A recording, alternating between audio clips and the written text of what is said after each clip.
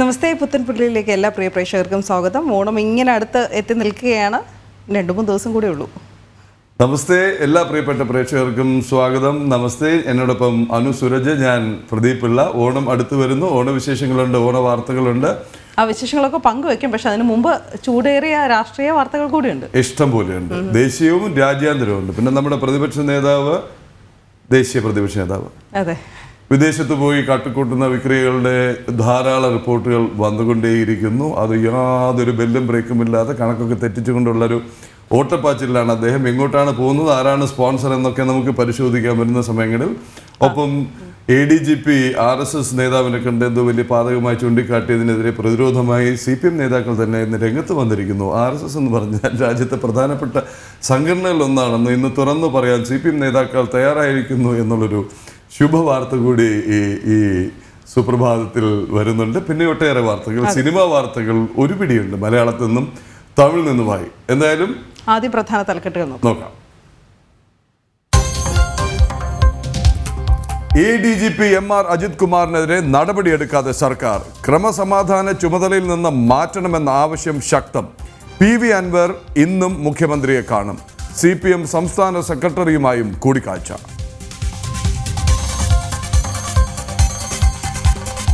Hema committee റിപ്പോർട്ടിൽ പൊതു താൽപര്യ ഹർജി ഹൈക്കോടതി ഇന്ന് വീണ്ടും പരിഗണിക്കും. ഹർജിയിൽ കക്ഷി ചേരാൻ അപേക്ഷ നൽകി നടി രഞ്ജിനി.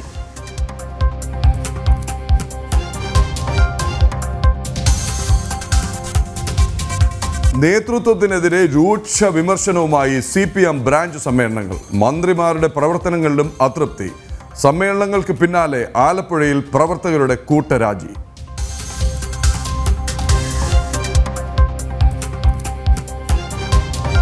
സംസ്ഥാനത്ത് ഡെങ്കിപ്പനി ബാധിതരുടെ എണ്ണം കുതിച്ചുയരുന്നു. ഒരാഴ്ചക്കിടെ രോഗം ബാധിച്ചത് 1000-ഓളം പേർക്ക്. ആരോഗ്യവകുപ്പിന്റെ ഇടപെടൽ പാളിയതായി വിമർശനം.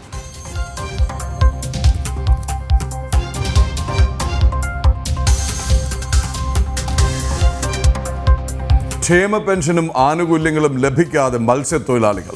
ഓണത്തിനെങ്കിലും സർക്കാർ കനിയുമെന്ന കാത്തിരിപ്പ്.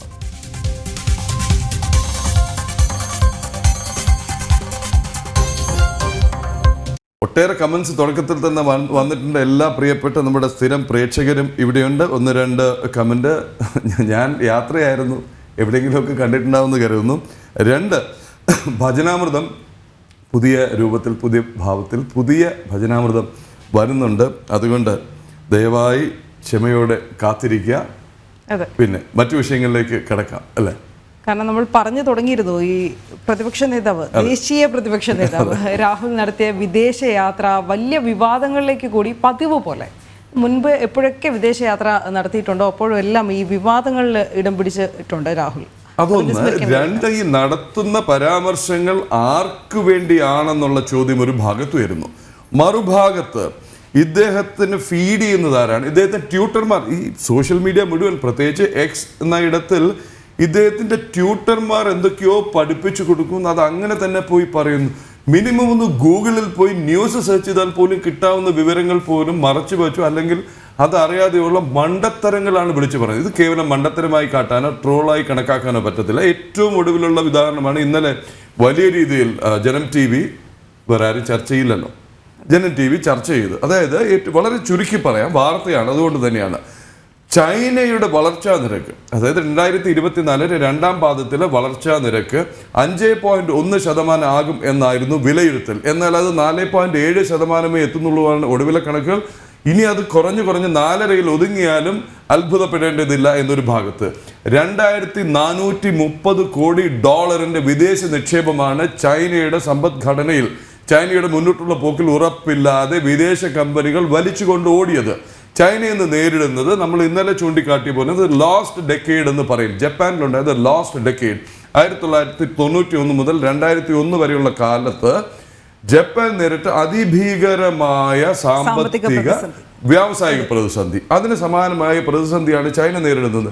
ആ ചൈനയുടെ അവസ്ഥ ഇന്ത്യയേക്കാൾ സുന്ദരം സുരഭിലമാണെന്ന് സ്വപ്നം കാണുകയാണ് ഈ അഭിനവ കമ്മ്യൂണിസ്റ്റ്. 2, ചൈനയിലെ തൊഴിലില്ലായ്മ പ്രശ്നം ഒരു പ്രശ്നമേ അല്ല എന്ന് ഇദ്ദേഹം പുറത്തു പോയിരുന്നു, US പോയിരുന്നു പറയുന്നു. ലോകത്ത് ഏറ്റവും അധികം തൊഴിലില്ലായ്മ പ്രശ്നം നേരിടാൻ പോകുന്നതും ചൈനയാണെന്ന് രാജ്യാന്തര വിദഗ്ധർ വിലയിരുത്തുന്നു. അതിലൊരു വിരോധാഭാസം കൂടിയുണ്ട്. കാരണം ഈ യുക്രൈൻ സംഘർഷമാണല്ലോ പശ്ചിമേഷ്യയെ സംബന്ധിച്ച് ഏറ്റവും വലിയ ചർച്ചയായി 2 വർഷമായിട്ട് നിൽക്കുന്നത്, തലവേദനയായി നിൽക്കുന്നത്. അതിൽ സമാധാന നീക്കവുമായി ഭാരതം ക്ഷണിക്കപ്പെട്ട് പോകാനിരിക്കെയാണ് ഈ ഒരു പ്രസ്താവനകളുമായി അതെ അതെ. മാത്രമല്ല, നേരത്തെ മറ്റ് ലോകരാജ്യങ്ങൾ കൂടി പറഞ്ഞിട്ടുണ്ട് ഭാരതം വരണമെന്ന്. അപ്പോൾ ഭാരതം എവിടെ നിൽക്കുന്നു എന്നത് ഒരുപക്ഷെ മറ്റു രാജ്യങ്ങൾക്ക് പറഞ്ഞു കൊടുക്കേണ്ട ആവശ്യമില്ല. പക്ഷെ രാഹുൽ നടത്തിയത് ഭാരത വിരുദ്ധ അല്ലെങ്കിൽ രാജ്യവിരുദ്ധ രാജ്യദ്രോഹം തന്നെയാണെന്ന് ഞാൻ പറയും. കാര്യം അദ്ദേഹം മറന്നു പോകേണ്ടത് അദ്ദേഹത്തിന്റെ ഇത് കുറച്ചു നാളായിട്ട് കുത്തകയായിരുന്നല്ലോ.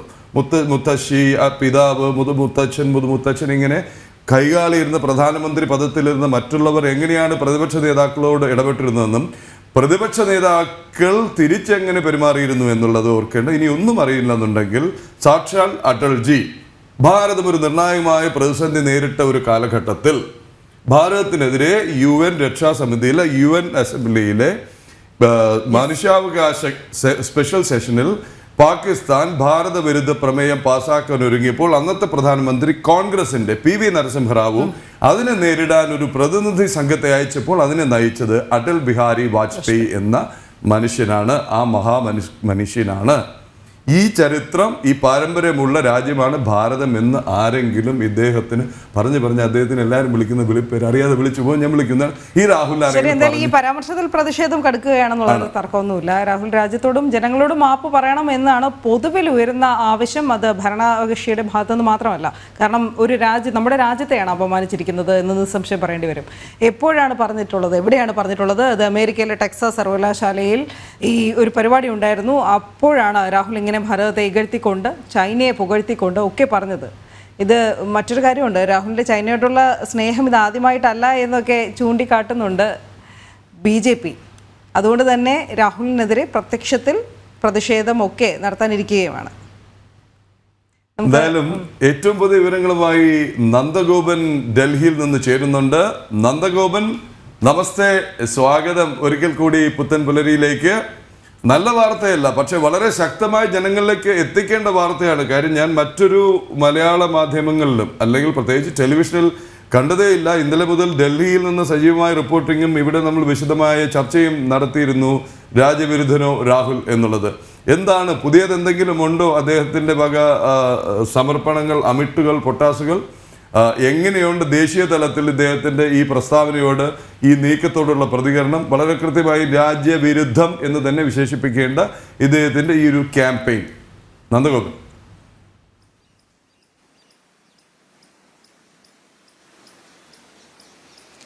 നമസ്തേ. തീർച്ചയായിട്ടും, അതായത് ഭാരതത്തിലെ കോടാനുകോടി കർഷകർ അവർ അധ്വാനിച്ച് വിളയിച്ച ആ അധ്വാനത്തിന്റെ ഫലം ആഹാരമായി കഴിച്ചുകൊണ്ട് അല്ലെങ്കിൽ അത് ഭക്ഷിച്ചുകൊണ്ട് മറ്റൊരു വിദേശ രാജ്യത്ത് പോയി ചൈനയ്ക്ക് കൂറു പ്രഖ്യാപിക്കുന്ന നയമായിരുന്നു ഇന്നലെ ലോക്സഭയിലെ പ്രതിപക്ഷ നേതാവ് രാഹുലിന്റെ ഭാഗത്തു നിന്നും ഉണ്ടായിരുന്നത്. വലിയ വിമർശനങ്ങളാണ് ഇതിനെതിരെ ഉയർന്നത്. കാര്യം യാഥാർത്ഥ്യവുമായി പുലബന്ധം പോലും ഇല്ലാത്ത കാര്യങ്ങളായിരുന്നു ഇന്നലെ ടെക്സാസ് സർവകലാശാലയിലെ ഒരു ചർച്ചയിൽ വിദ്യാർത്ഥികളും അവിടുത്തെ ചില അധ്യാപകരുമായി നടത്തിയ ചർച്ചയിൽ രാഹുൽ വ്യക്തമാക്കിയത് എന്നുള്ളതാണ്. അതായത് ഭാരതത്തെ എല്ലാ അർത്ഥത്തിലും ഇകഴ്ത്തി കാണിക്കുവാനുള്ള ശ്രമം രാഹുലിന്റെ ഭാഗത്തു നിന്നും ഉണ്ടായി.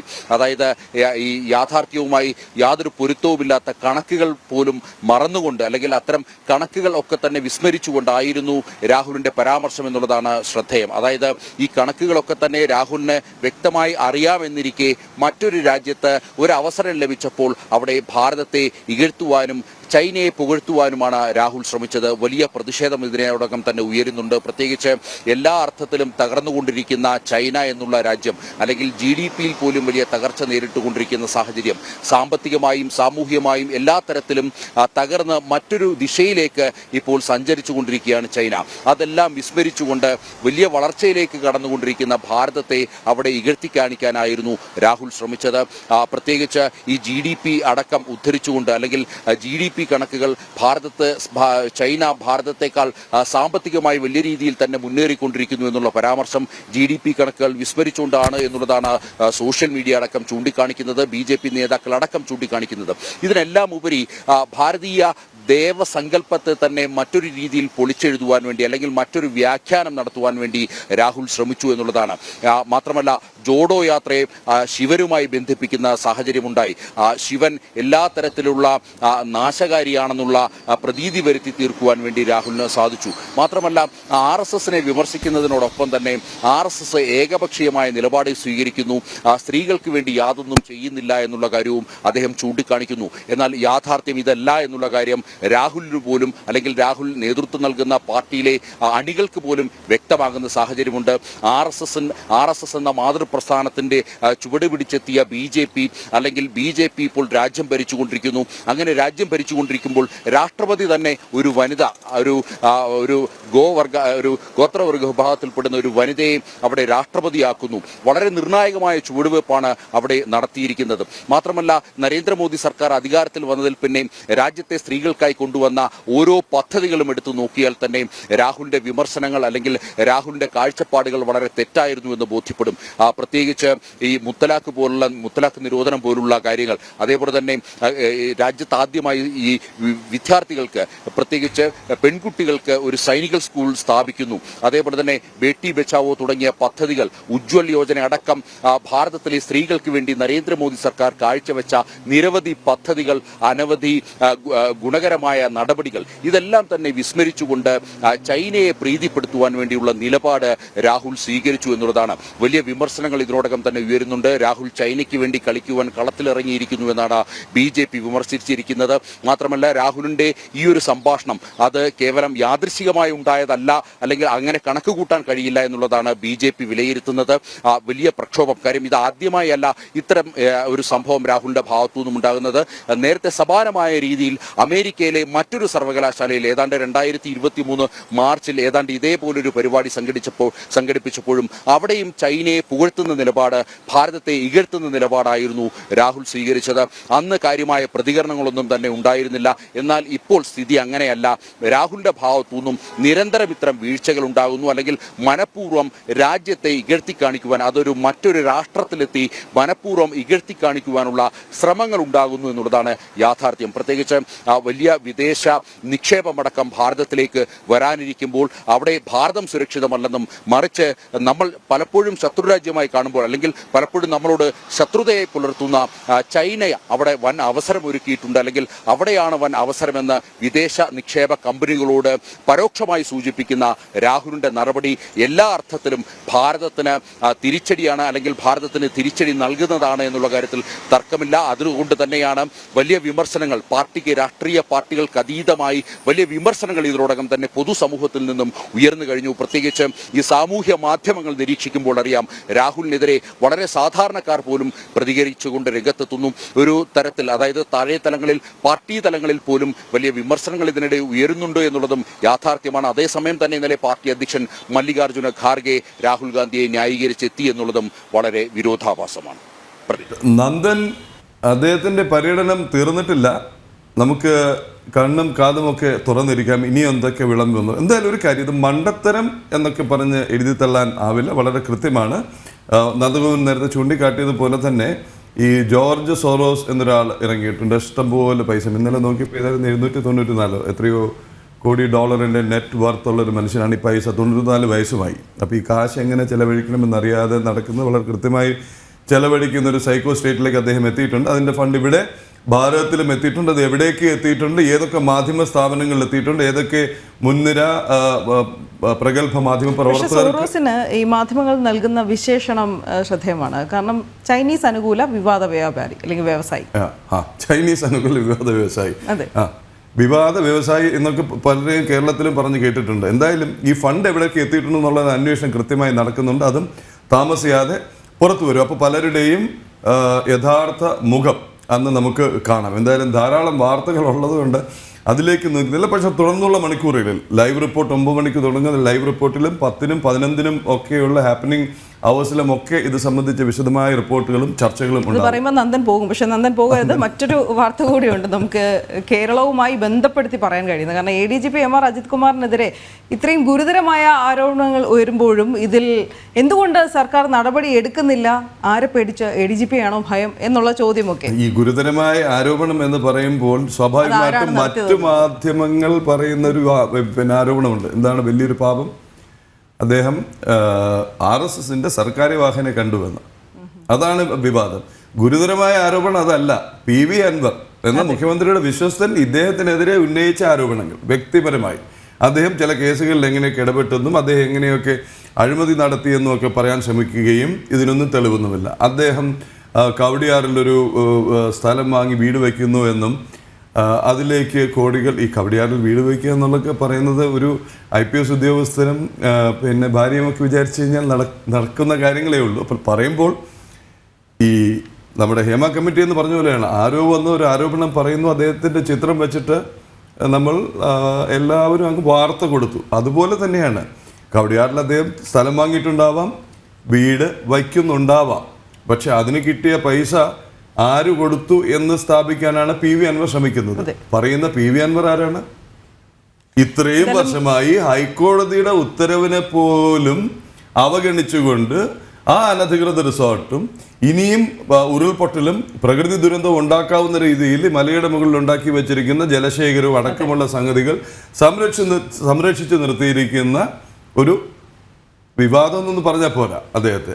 പിന്നെ എന്തെങ്കിലുമൊക്കെ വിമർശനം ഉന്നയിച്ചു കഴിഞ്ഞാൽ ആ മാധ്യമ പ്രവർത്തകയോ മാധ്യമത്തെയൊക്കെ തകർത്ത് കളയും എന്നൊക്കെ പറഞ്ഞ് എടുത്തു ചാടുന്ന ഒരു ഗംഭീര കക്ഷിയാണ് ഈ ആരോപണം ഉന്നയിച്ചിരിക്കുന്നത്. ഇത് സമൂഹ മാധ്യമത്തിൽ വലിയ ട്രോളുകൾക്ക് ഇടയാക്കിയിരുന്നു. മുഖ്യമന്ത്രി എന്ത് ചെയ്യും എന്നാണ് ചോദിക്കുന്നത്. കാരണം രണ്ടുപേരും ഫേവറേറ്റ്സ് ആണല്ലോ. അപ്പോൾ ആരുടെ കൂടെ നിൽക്കും? ഈ PV അൻവറേയും സംരക്ഷിച്ച ചരിത്രമുണ്ട്, ഇനിയും സംരക്ഷിക്കണം. അതേസമയം ADGP സംരക്ഷിച്ചേ മതിയാവും. അപ്പൊ സംരക്ഷിക്കുന്നു എന്ന വാർത്ത വന്നത് ഈ പറയുന്ന ആരോപണങ്ങളിൽ നിന്നാണ് സംരക്ഷിക്കുന്നത്. പാർട്ടിയിൽ നിന്നും PV അൻവറിൽ നിന്നും സമ്മർദ്ദമുണ്ട്. അദ്ദേഹത്തെ ഈ പ്രത്യേക ചുമതലയിൽ നിന്ന്, ക്രമസമാധാന ചുമതലയിൽ നിന്ന് മാറ്റി നിർത്തണം എന്നുള്ള ആവശ്യം ഉയരുന്നുണ്ട്. അതാണ് നടപ്പിലാകുന്നില്ല എന്ന് പറയുന്നത്.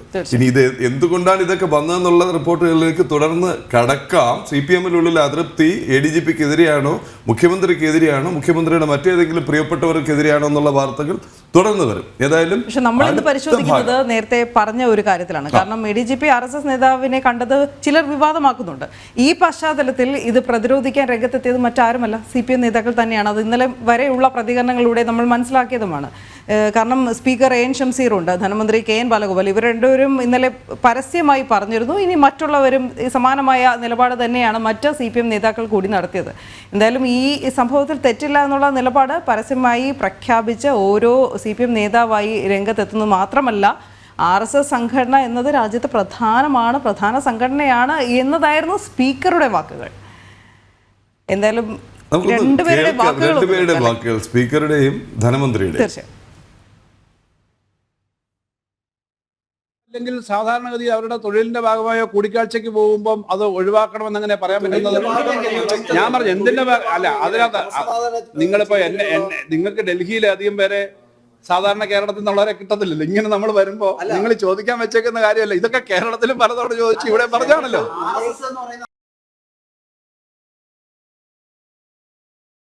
വ്യക്തികൾ ഇപ്പൊ കാണുന്നതിൽ വലിയ തെറ്റൊന്നുമല്ലല്ലോ.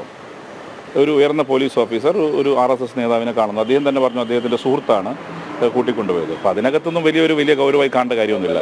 അതെ, അതിനകത്തൊരു വലിയ ഗൗരവമായി കണ്ട RSS ഇന്ത്യയിലെ ഒരു പ്രധാനപ്പെട്ട സംഘടനയാണ്. ആ സംഘടനയുടെ നേതൃത്വത്തിൽ പ്രവർത്തിക്കുന്ന ആളുകളെ കണ്ടു. അതിനകത്ത് വലിയ അപാകതയെന്ന് എനിക്ക് തോന്നുന്നില്ല. ഇത്തരത്തിലൊരു സമീപനവും കേരളത്തിലെ ഉയർന്ന രാഷ്ട്രീയ നേതാക്കന്മാരുടെ മന്ത്രിമാരുടെ ഒക്കെ ഫോൺ ചോർത്തുന്നു എന്ന ആരോപണം അത് വെറും ആരോപണമാണെന്നതിൽ ഞാൻ വിശ്വസിക്കുന്നില്ല. അത്രയേ ഉള്ളൂ.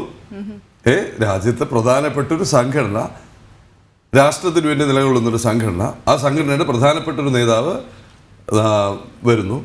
അദ്ദേഹത്തെ കാണാൻ ADGP പോലൊരു മുതിർന്ന ഉദ്യോഗസ്ഥൻ പോകുന്നു. അങ്ങനെയാണെങ്കിൽ തിരികെ ചോദിക്കുന്നത് എങ്ങനെയാണെന്ന് അറിയൂ. ഈ നവകേരള സദസ്സ് നടത്തിയിരുന്നല്ലോ, അപ്പോൾ എവിടെയൊക്കെ പോയി, ആരെയൊക്കെ കണ്ടു?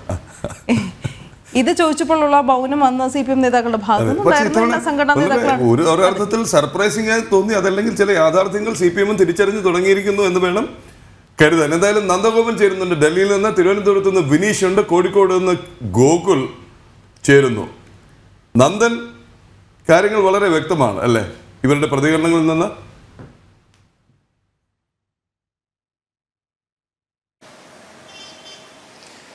പ്രദീപുള്ള 1925 ദേശീയത മാത്രം ഊന്നി തുടങ്ങിയ പ്രസ്ഥാനം ഇന്നും ദേശീയതയിൽ മാത്രം വിശ്വസിച്ച് ദേശീയതയ്ക്ക് വേണ്ടി മാത്രം പ്രവർത്തിക്കുന്ന പ്രസ്ഥാനം.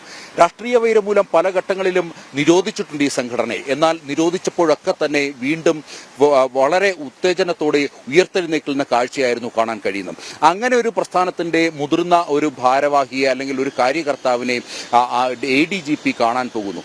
അതിൽ ഒരു തരത്തിലുള്ള തെറ്റുമില്ല എന്നുള്ളതാണ് ഇപ്പോൾ CPM നേതാക്കൾ പോലും വ്യക്തമാക്കുന്നത്. അതേസമയം കോൺഗ്രസ് ഈ ഒരു വിഷയത്തിൽ വലിയ വിവാദം സൃഷ്ടിക്കുവാൻ അല്ലെങ്കിൽ രാഷ്ട്രീയ മുതലെടുപ്പ് നടത്തുവാൻ വേണ്ടി കോൺഗ്രസ് ശ്രമിക്കുന്നു. എന്നാൽ അത്തരം രാഷ്ട്രീയ മുതലെടുപ്പിന്റെ ഒരു സാഹചര്യവും ഇല്ല എന്നുള്ളത് തന്നെയാണ് CPM നേതാക്കൾ പോലും പറഞ്ഞു വെക്കുന്നത്.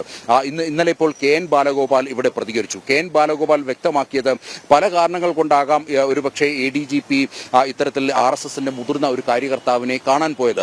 അതിൽ ഒരു തരത്തിലുള്ള തെറ്റും പറയാൻ കഴിയില്ല എന്നുള്ളത് വളരെ വ്യക്തമായി അദ്ദേഹം പറയുന്നുണ്ട്. സ്പീക്കറും സമാനമായ നിലപാട് വ്യക്തമാക്കിയിരുന്നു. മാത്രമല്ല CPMന്റെ സംസ്ഥാന സെക്രട്ടറി MV ഗോവിന്ദനും ഏതാണ്ടൊരു സമാന നിലപാടുകൾ അദ്ദേഹം വളരെ തുറന്നു പറഞ്ഞില്ലെങ്കിൽ പോലും ഇതിലൊരു തെറ്റുമില്ല എന്നുള്ള ഏതാണ്ടൊരു നിലപാട് CPMന്റെ സംസ്ഥാന സെക്രട്ടറി പോലും സൂചിപ്പിക്കുന്ന ഒരു ഘട്ടമുണ്ടായി. അതായത് CPMനെ സംബന്ധിച്ചിടത്തോളം ഇത്തരത്തിൽ ഒരു ചർച്ചയിലേക്ക് കടന്നതിൽ തെറ്റില്ല എന്ന് അവർ ചിന്തിക്കുന്നു. അല്ലെങ്കിൽ ഇങ്ങനൊരു കൂടിക്കാഴ്ചയിലേക്ക് അല്ലെങ്കിൽ കൂടിക്കാഴ്ച നടന്നതിൽ അതിൽ യാതൊരുവിധ തെറ്റുമില്ല എന്നവർ ചിന്തിക്കുന്നു. അതിന്റെ അടിസ്ഥാനത്തിൽ വളരെ ആലോചിച്ച് തന്നെയാണ് CPMന്റെ മുതിർന്ന നേതാക്കൾ ധനമന്ത്രി പോലും അല്ലെങ്കിൽ സ്പീക്കർ പോലും ഇതിനോടകം തന്നെ അവരുടെ നിലപാടുകൾ വ്യക്തമാക്കി. വരും മണിക്കൂറുകളിൽ സ്വാഭാവികമായും ബാക്കി നേതാക്കൾക്ക് കൂടി ഇതേ നിലപാട് ആവർത്തിക്കേണ്ടി വരും. അതായത് ADGP RSSന്റെ ഒരു മുതിർന്ന കാര്യകർത്താവിനെ കണ്ടതിൽ യാതൊരുവിധ തെറ്റുമില്ല എന്നുള്ളത്. അതേസമയം കേരളത്തിലെ മാധ്യമങ്ങൾ അതായത് ഒരു വിഭാഗം മാധ്യമങ്ങൾക്ക് ഇത് ദഹിക്കുന്നില്ല.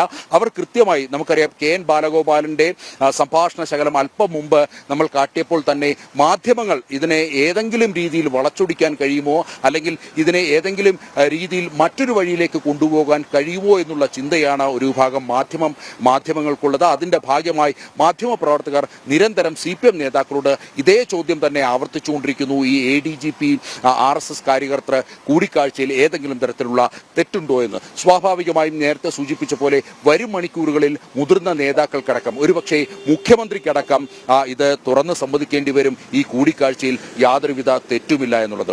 അതേസമയം ഏതാണ്ട് പ്രോ ഇസ്ലാമിക് സംഘടനകൾ അതുമായി ബന്ധപ്പെട്ട് പ്രവർത്തിക്കുന്നവരൊക്കെ തന്നെ ഈ കൂടിക്കാഴ്ചയെ വലിയ ഒരു പാപമായി കണ്ടുകൊണ്ട് അല്ലെങ്കിൽ പാപമാണ് എന്ന് വരുത്തി തീർക്കുവാനുള്ള ശ്രമം ഒരു കോണിക്കൂടെ നടത്തുമ്പോൾ അതിനെ രാഷ്ട്രീയപരമായി എങ്ങനെ മുതലെടുത്തുകൊണ്ട് വോട്ട് ബാങ്കാക്കി മാറ്റുവാൻ കഴിയുമെന്നുള്ള ചർച്ചയിലാണ് കോൺഗ്രസ് ഉള്ളത്.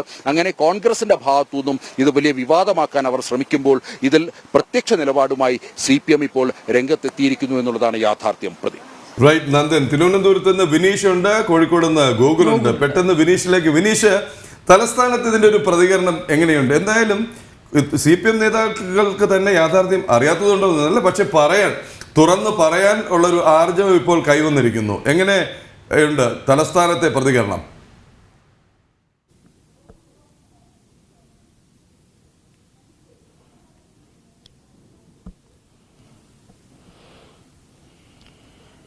തീർച്ചയായിട്ടും ഈ ഒരു വിഷയത്തിൽ നിലവിൽ ഏറ്റവും പ്രധാനം എന്ന് പറയാൻ നമുക്ക് സാധിക്കുന്നത് തൃശ്ശൂരിൽ ദത്തോത്രേയ ഹൊസബാളയുമായി കൂടിക്കാഴ്ച നടത്തിയതിന് ശേഷം MR അജിത് കുമാറിന്റെ ആ ഒരു കൂടിക്കാഴ്ചയെ സംബന്ധിച്ചുള്ള റിപ്പോർട്ട് അന്ന് തന്നെ മുഖ്യമന്ത്രിക്ക് സ്പെഷ്യൽ ബ്രാഞ്ച് റിപ്പോർട്ട് നൽകിയിരുന്നു. ഇത്തരത്തിലുള്ള RSS നേതാവുമായി കൂടിക്കാഴ്ച നടത്തി എന്ന് സംബന്ധിച്ച് മുഖ്യമന്ത്രിയുടെ ഓഫീസിന് നേരിട്ട് സ്പെഷ്യൽ ബ്രാഞ്ച് റിപ്പോർട്ട് നൽകി. ഒരു വർഷം പിന്നിടുന്ന ഒരു സാഹചര്യത്തിലാണ് ഇത്തരം വിവാദങ്ങൾ പുറപ്പെടുന്നത്.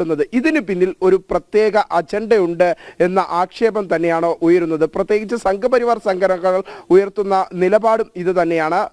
ഇതിന് പിന്നിലുള്ള ആക്ഷേപങ്ങൾക്ക് പിന്നിൽ പ്രത്യേക അജണ്ടയുണ്ട്, മാധ്യമങ്ങളുടെ ഒരു അജണ്ടയുണ്ട്. നിലവിൽ ADGP ആയിരിക്കുന്ന MR അജിത് കുമാറിന്റെ ഒരു നിലവിലെ വിവാദങ്ങൾക്കിടയിൽ RSSനെയും കൂടി വലിച്ചിഴയ്ക്കുക എന്ന നിലപാടിലേക്ക് ഒരു പറ്റം മാധ്യമ പ്രവർത്തകർ നീങ്ങുന്നു. പ്രത്യേകിച്ച് മുഖ്യമന്ത്രി പിണറായി വിജയനെതിരെ ഉയരുന്ന ആക്ഷേപങ്ങൾ സംസ്ഥാനത്ത് ക്രമസമാധാന നില പൂർണ്ണമായും തകർന്നിരിക്കുന്ന ഒരു സാഹചര്യം നിലനിൽക്കുന്നു. ആ സാഹചര്യത്തിൽ ഏറ്റവും പ്രധാനപ്പെട്ട ചുക്കാൻ പിടിച്ച പങ്കുവഹിച്ച ക്രമസമാധാന ചുമതലയുടെ പങ്കുവഹിച്ച ഒരു നിയമപാലകനാണ് ADGP MR അജിത് കുമാർ. അദ്ദേഹത്തിനെതിരെ ഉയരുന്ന വിവാദങ്ങൾ അത് മുഖ്യമന്ത്രിയിലേക്കും എത്തുന്നു. മുഖ്യമന്ത്രിയും വിവാദത്തിൽ അകപ്പെടുന്ന സാഹചര്യങ്ങളിൽ എത്തുന്നു. ആ ഒരു സാഹചര്യത്തിൽ RSSന്റെ നേതാക്കളെ MR അജിത് കുമാർ കണ്ടു എന്ന് വ്യക്തമാക്കിക്കൊണ്ട് ഒരു പറ്റം മാധ്യമങ്ങൾ സൃഷ്ടിച്ച ഒരു വാർത്ത എന്നാണ് സംഘപരിവാർ സംഘടനകൾ ഇതിനെക്കുറിച്ച് വ്യക്തമാക്കുന്നത്. പ്രധാനമായും RSS നേതാക്കളെ കണ്ടത് നേരത്തെ തന്നെ മുഖ്യമന്ത്രിയുടെ ഓഫീസിന് വ്യക്തമായി അറിയാമായിരുന്നു. എന്തുകൊണ്ട് അന്ന് ഇത്തരത്തിലുള്ള ഒരു വിവാദം ഉണ്ടായില്ല എന്ന ചോദ്യമായിരുന്നു. അതേസമയം തന്നെ പ്രത്യേകിച്ച് നിരവധി സംഘടനകളുടെ നേതാക്കളെയും രാഷ്ട്രീയ നേതാക്കളെയും പോലീസ് ഉദ്യോഗസ്ഥർ കാണുന്നത് അല്ലെങ്കിൽ അത്തരം നേതാക്കളെ കണ്ട് അവരുമായി ചർച്ച നടത്തുന്ന ഒരു സംഭവം അത് കേരളത്തിൽ ആദ്യമല്ല. അത് നിരന്തരമായി തുടർന്നു വരുന്ന പോലീസ് ഉദ്യോഗസ്ഥർ പ്രത്യേകിച്ച് രാഷ്ട്രീയ നേതാക്കളെ കാണുന്നത് അത് നിരന്തരമായി തുടർന്നു വരുന്ന ഒരു നടപടിക്രമം തന്നെയാണ്. അല്ലെങ്കിൽ അത്തരത്തിൽ അത് സാധാരണ സംഭവമാണ്. അതിനെ എന്തിന് വിവാദമാക്കി എന്നത് സംബന്ധിച്ചുള്ള ചർച്ചയാണ് ഇപ്പോൾ ഉയരുന്നത്. പ്രത്യേകിച്ച് CPM-നുള്ളിൽ പോലും ഇതിൽ രണ്ട് നിലപാടുകൾ നിലനിൽക്കുന്നു എന്നതാണ് നമുക്ക് മനസ്സിലാക്കാൻ സാധിക്കുന്നത്. കാരണം കഴിഞ്ഞ ദിവസം ഡൽഹിയിൽ KN ബാലഗോപാൽ പറഞ്ഞതിന് സമാനമായ നിലപാടുകൾ പല ഘട്ടങ്ങളിലായി CPM-ന്റെ നേതാക്കൾ ഉയർത്തുന്നുണ്ട്. പക്ഷേ നിലവിലെ സാഹചര്യത്തിൽ ഇതൊരു വിവാദമാക്കിക്കൊണ്ട് ഒരു പുകമുറ സൃഷ്ടിച്ചുകൊണ്ട് മുന്നോട്ട് പോകാനാണ് CPM-ഉം കേരളത്തിലെ മാധ്യമങ്ങളും. നമുക്ക് ഗൂഗിളിലേക്ക് കൂടി പോകേണ്ടതുണ്ട്, തുടരണം. കാര്യം ഇക്കാര്യം നമുക്ക് തുടർന്നുള്ള മണിക്കൂറിൽ, അതായത് ലൈവ് റിപ്പോർട്ടിലടക്കം വീണ്ടും ഇക്കാര്യം നമുക്ക് ചർച്ച ചെയ്യേണ്ടതുണ്ട്. ഗൂഗിളിലേക്ക് കൂടി ഒന്ന് വിവാദങ്ങളുടെ തുടക്കം മലബാർ മേഖലയിലാണ്. കൃത്യമായിട്ട് വിവാദം തുടങ്ങിയതും അവിടെ നിന്ന് തന്നെയാണ്. ഇത് സംബന്ധിച്ച് ആദ്യമായ യാഥാർത്ഥ്യബോധത്തോടു കൂടിയുള്ള സ്പീക്കറുടെ പ്രതികരണം വന്നതും അവിടെ നിന്നാണ്. ഗൂഗിൾ എന്തായാലും ഗൂഗിൾ അവിടെ നിന്ന് തുടങ്ങി വെച്ചത് ഡൽഹി വരെ എത്തിയിരിക്കുന്നു. എങ്ങനെയുണ്ട് അവിടെ നിന്നുള്ള ഒരു പ്രതികരണങ്ങൾ? മാത്രമല്ല ഈ മറ്റുള്ളവർ എന്ത് ഇതേക്കുറിച്ച് സംസാരിക്കുന്നു എന്നത് കൂടി. കേരളം മുഴുവൻ ഈ വിഷയം ഇപ്പോൾ ചർച്ച ചെയ്യാൻ തുടങ്ങിയിരിക്കുന്നു. അനാവശ്യമായി RSSനെ വേട്ടയാടാൻ നടത്തുന്ന ചില ശ്രമങ്ങൾ തുറന്നു കാട്ടപ്പെടുന്ന സാഹചര്യത്തിലേക്ക് വിഷയം എത്തി നിൽക്കുന്നു എന്നുള്ളതാണ് ഇതിലെ ഇപ്പോൾ പ്രധാനപ്പെട്ട കാര്യം. ഇന്നലെ തന്നെ നിയമസഭയുടെ നാഥനായിട്ടുള്ള സ്പീക്കർ തന്നെ ഈ വിഷയത്തിൽ എന്താണ് അനൗചിത്യം, അപാകത എന്താണുള്ളത് എന്ന് നേരിട്ട് ചോദിക്കുന്ന അല്ലെങ്കിൽ വ്യാഖ്യാനിക്കപ്പെടേണ്ട ആവശ്യമില്ലാത്ത രീതിയിൽ തന്നെ RSS നേതാവുമായിട്ട് ADGP MR Ajith Kumar നടത്തിയ കൂടിക്കാഴ്ചയെ ന്യായീകരിച്ചുകൊണ്ട് അതിൽ തെറ്റില്ല എന്ന് പറഞ്ഞുകൊണ്ട് രംഗത്ത് വരുന്ന ഒരു സാഹചര്യം ഉണ്ടായിരുന്നു. ഇത്തരത്തിൽ RSS നേതൃത്വം അല്ലെങ്കിൽ RSS എന്ന് പറയുന്ന സംഘടന വിവിധ രാഷ്ട്രീയ കക്ഷി നേതാക്കളുമായും ഉദ്യോഗസ്ഥരുമൊക്കെ ആയിട്ട് കൂടിക്കാഴ്ച നടത്തുന്ന സംഭവങ്ങളൊക്കെ സാധാരണയാണ്. അത്തരത്തിലുള്ള സംഭവങ്ങൾ നമ്മൾ കണ്ടിട്ടുള്ളതാണ്. ഈ വിഷയത്തിൽ RSSനെ കുറ്റപ്പെടുത്തിക്കൊണ്ട് അല്ലെങ്കിൽ RSSനെ പ്രതിക്കൂട്ടിലാക്കാൻ ഏറ്റവും മുന്നിൽ നിൽക്കുന്നത് പ്രതിപക്ഷ നേതാവ് VD സതീശനാണ് എന്ന് പറയേണ്ടി വരും. ഈ VD സതീശനും RSSും തമ്മിലുള്ള ചരിത്രം അല്ലെങ്കിൽ RSSന്റെ വേദിയിൽ VD സതീശനൊക്കെ എത്തിയിട്ടുള്ളത് എത്ര തവണയാണ് എന്ന് പരിശോധിച്ചു കഴിഞ്ഞാൽ എന്ത് അധികാരമുണ്ട് അല്ലെങ്കിൽ അവകാശമുണ്ട് അത്തരത്തിലൊരു പ്രതികരണം നടത്താൻ VD സതീശന് എന്നൊരു ചോദ്യം ചോദിക്കേണ്ടതായിട്ട് വരും. 2006-ൽ അദ്ദേഹം പറവൂർ MLA ആയിരുന്ന സമയത്തായിരുന്നു ആദ്യമായി VD സതീശൻ RSSന്റെ വേദിയിലെത്തുന്നത്. RSSന്റെ രണ്ടാമത്തെ സർസംഘചാലകമായിട്ടുള്ള മാധവ് സദാശിവ ഗോൾവൽക്കർ ഗുരുജി എന്ന പേരിൽ അറിയപ്പെടുന്ന ഗുരുജിയുടെ ജന്മശതാബ്ദി ആഘോഷത്തിന്റെ ഭാഗമായി നടന്നിട്ടുള്ള സെമിനാർ ഉദ്ഘാടനം ചെയ്ത് ഗുരുജിയുടെയും ഭാരതാംബയുടെയും ചിത്രത്തിന് മുമ്പിൽ വിളക്ക് കത്തിച്ച് ഉദ്ഘാടനം ചെയ്ത വ്യക്തിയാണ് ഈ VD സതീശൻ എന്നുള്ളത് നമ്മൾ ഓർത്തെടുക്കേണ്ട ഒരു കാര്യമാണ്. പിന്നീട് 2013-ലും VD സതീശൻ RSSന്റെ വേദിയിലെത്തുന്ന ഒരു സാഹചര്യം ഉണ്ടായിരുന്നു. ഭാരതീയ വിചാര കേന്ദ്രം സംഘടിപ്പിച്ച ഒരു പുസ്തക പ്രകാശനത്തിൽ ഭാരതീയ വിചാര കേന്ദ്രത്തിന്റെ ഡയറക്ടറായിരുന്ന പരമേശ്വർജി എന്ന പേരിൽ അറിയപ്പെടുന്ന പരമേശ്വരൻ എഴുതിയ സ്വാമി വിവേകാനന്ദനും പ്രബുദ്ധ കേരളവും എന്ന് പറയുന്ന പുസ്തക പ്രകാശന ചടങ്ങിൽ 2013-ൽ VD സതീശൻ എത്തിയിട്ടുണ്ടായിരുന്നു. ഇടതുപക്ഷത്തേക്ക് വരികയാണെങ്കിൽ VS അച്യുതാനന്ദൻ RSSന്റെ വേദിയിലെത്തിയിട്ടുണ്ട്. ഇതേ 2013-ൽ തന്നെ തിരുവനന്തപുരത്ത് ഭാരതീയ വിചാര കേന്ദ്രത്തിന്റെ ഓഫീസിൽ വെച്ച് നടന്ന ചടങ്ങിൽ VS അച്യുതാനന്ദൻ പങ്കെടുത്തത് ഈ പരമേശ്വർജി എഴുതിയ സ്വാമി വിവേകാനന്ദനും പ്രബുദ്ധ കേരളവും എന്ന് പറയുന്ന പുസ്തക പ്രകാശന ചടങ്ങിലായിരുന്നു VS അച്യുതാനന്ദൻ എത്തിയിട്ടുള്ളത്. ഈ പരമേശ്വർജി മരണപ്പെട്ട സമയത്ത് പരമേശ്വർജിയെ പറ്റി ഇന്നത്തെ മുഖ്യമന്ത്രിയായിരുന്ന പിണറായി വിജയൻ, അന്നും അദ്ദേഹം മുഖ്യമന്ത്രി തന്നെയാണ്, 2020-ൽ പരമേശ്വർജിയെ കുറിച്ച് എഴുതിയത് അഗാധ പാണ്ഡിത്യത്തോടെ ലളിതമായ ജീവിതം നയിച്ച ഋഷിതുല്യനാണ് പരമേശ്വർജി. ശ്രീ ഗൂഗിൾ ഒരു നിമിഷം, ഗൂഗിൾ നമുക്ക് ഇന്ന് വാർത്തകളുടെ ഒരു തള്ളിക്കയറ്റം തന്നെയുണ്ട്. നന്ദൻ, വിനീഷ്, ഗൂഗിൾ 3 പേരെയും നമുക്ക് 9-ന് വീണ്ടും ലൈവ് റിപ്പോർട്ടിൽ കാണണം. കാര്യം ഇത് നമ്മൾ തുടങ്ങി വെച്ചിട്ടേ ഉള്ളൂ. ചൂടുള്ള വാർത്തകളാണ് ഇതുവരെ. ഇത്തിരി ശാന്തി, സമാധാനം. കാണാം ദർശനം.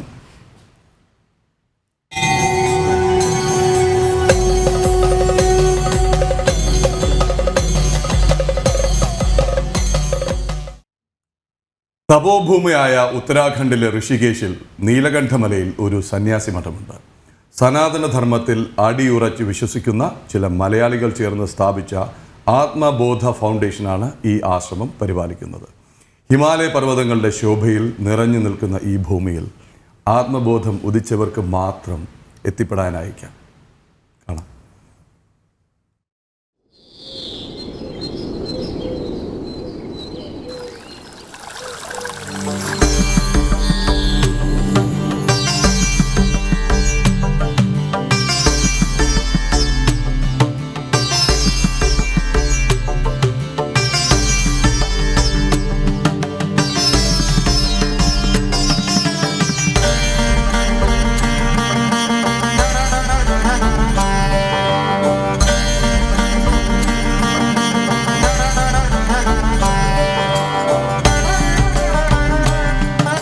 ദുർഘടമായ പാതകളാണ്.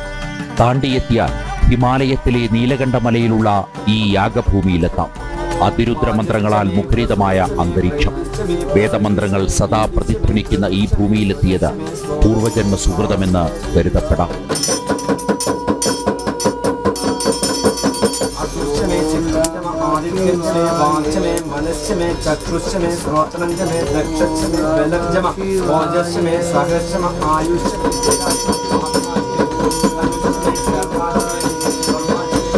പ്രകൃതി തന്നെ ജഗദീശ്വരി എന്ന തിരിച്ചറിവ് നൽകും ഇവിടം. പച്ചപുതച്ച ഈ ഹിമവൽ ഭൂമിയിൽ നിന്ന് കണ്ണടച്ചാൽ പ്രാരാബ്ധങ്ങളും പ്രയാസങ്ങളും മറക്കും. പ്രാണശക്തിയുടെ ബോധപ്രവാഹം മനസ്സിനെയും ശരീരത്തെയും ശുദ്ധീകരിക്കും.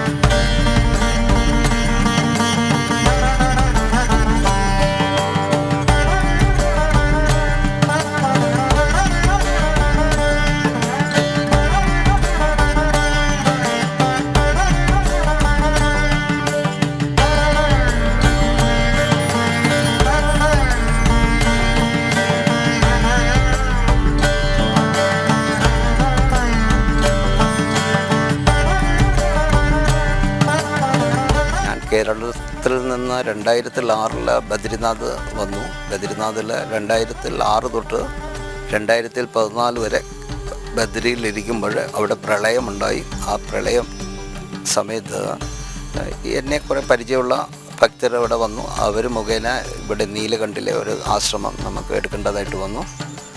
നീലകണ്ഠ് ആശ്രമം 2014 ആത്മബോധ ഫൗണ്ടേഷൻ എന്നും പറഞ്ഞ് രജിസ്ട്രേഷൻ ചെയ്തു. അവിടെ ചെറിയ പ്രവർത്തനങ്ങളെല്ലാം ഇങ്ങനെ നടന്നുകൊണ്ടിരിക്കുന്നു. പാലാഴി മഥനത്തിൽ ഉയർന്ന കാളകൂട വിഷം ഈ പർവ്വതനിരകളിൽ വെച്ചാണ് സാക്ഷാൽ പരമശിവൻ സേവിച്ചതെന്നാണ് ശ്രുതിസ്മൃതി പുരാണങ്ങളിൽ വ്യക്തമാക്കുന്നത്. നരനാരായണ പർവ്വതങ്ങൾ കാവൽ നിൽക്കുന്ന നീലകണ്ഠമലയിലെ ഈ ആശ്രമം മണികൂടം, ബ്രഹ്മകൂടം, വിഷ്ണുകൂടം എന്നീ താഴ്വരകൾക്കിടയിലാണെന്നതും മറ്റൊരു സവിശേഷത. കഴിഞ്ഞ കുറേ കാലങ്ങളായി ഹിമാലയത്തിൽ യാത്ര ചെയ്യാറുണ്ട്. പല ആശ്രമങ്ങളിലും എത്തിപ്പെട്ടിട്ടുണ്ട്. പല ആശ്രമങ്ങളിലും നിൽക്കാൻ സാധിച്ചിട്ടുണ്ട് ഗുരുകൃപ കൊണ്ട്. പക്ഷേ അതിലുപരി ഋഷികേശിൽ ഈ നീലകണ്ഠദേവൻ്റെ മഹാദേവൻ്റെ ഭൂമിയിൽ നിൽക്കാൻ ദീർഘസമയം ഒരു അവസരം കിട്ടി. അതിലുപരി ഈ നീലകണ്ഠ മഹാദേവൻ്റെ ഈ ആത്മബോധാനന്ദ ആശ്രമത്തിൽ തപോഭൂമിയായ അല്ലെങ്കിൽ സാധു സന്യാസികൾക്ക് സാധന ചെയ്യാൻ ഇത്രമാത്രം ശ്രേഷ്ഠമായ ഒരു ആശ്രമം എന്ന് വിശേഷിക്കപ്പെടേണ്ട ഒരു സ്ഥലം കൂടിയായിട്ട് എനിക്ക് തോന്നി. ആത്മബോധം തേടി ചിലർ ഇവിടെ എത്തും, മറ്റു ചിലർ പാതി വഴിയിൽ മടങ്ങും. എന്നാൽ കാലചക്രത്തിൽ കർമ്മഫലങ്ങൾ ശേഷിക്കുമ്പോൾ ആത്മരക്ഷാർത്ഥം ആർക്കും ഈ മണ്ണിൽ അഭയം തേടാം.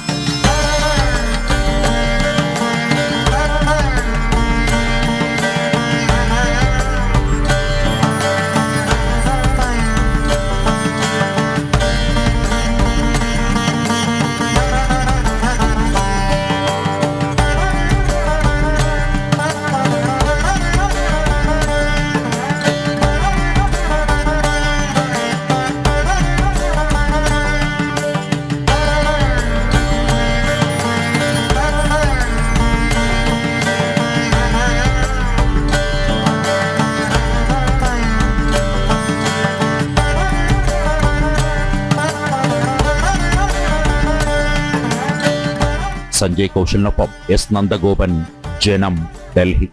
ഇനി കാണാം നമുക്ക് ഓണം വാർത്തകൾ, ഓണം വിശേഷങ്ങൾ.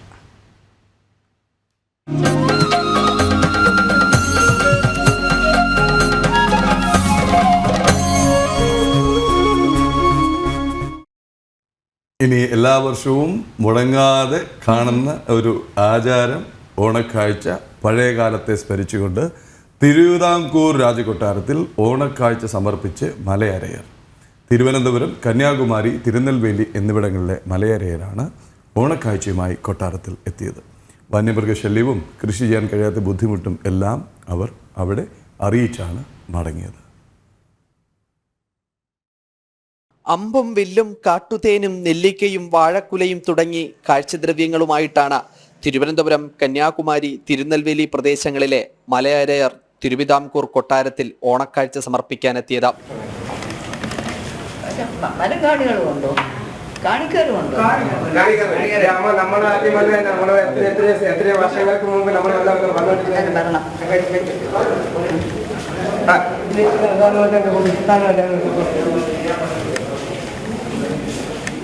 ആദരവോടെ തൊഴുകൈകളോടെയാണ് അശ്വതി തിരുനാൾ ഗൗരിലക്ഷ്മി ഭായ് തമ്പുരാട്ടി അവരെ സ്വീകരിച്ചത്.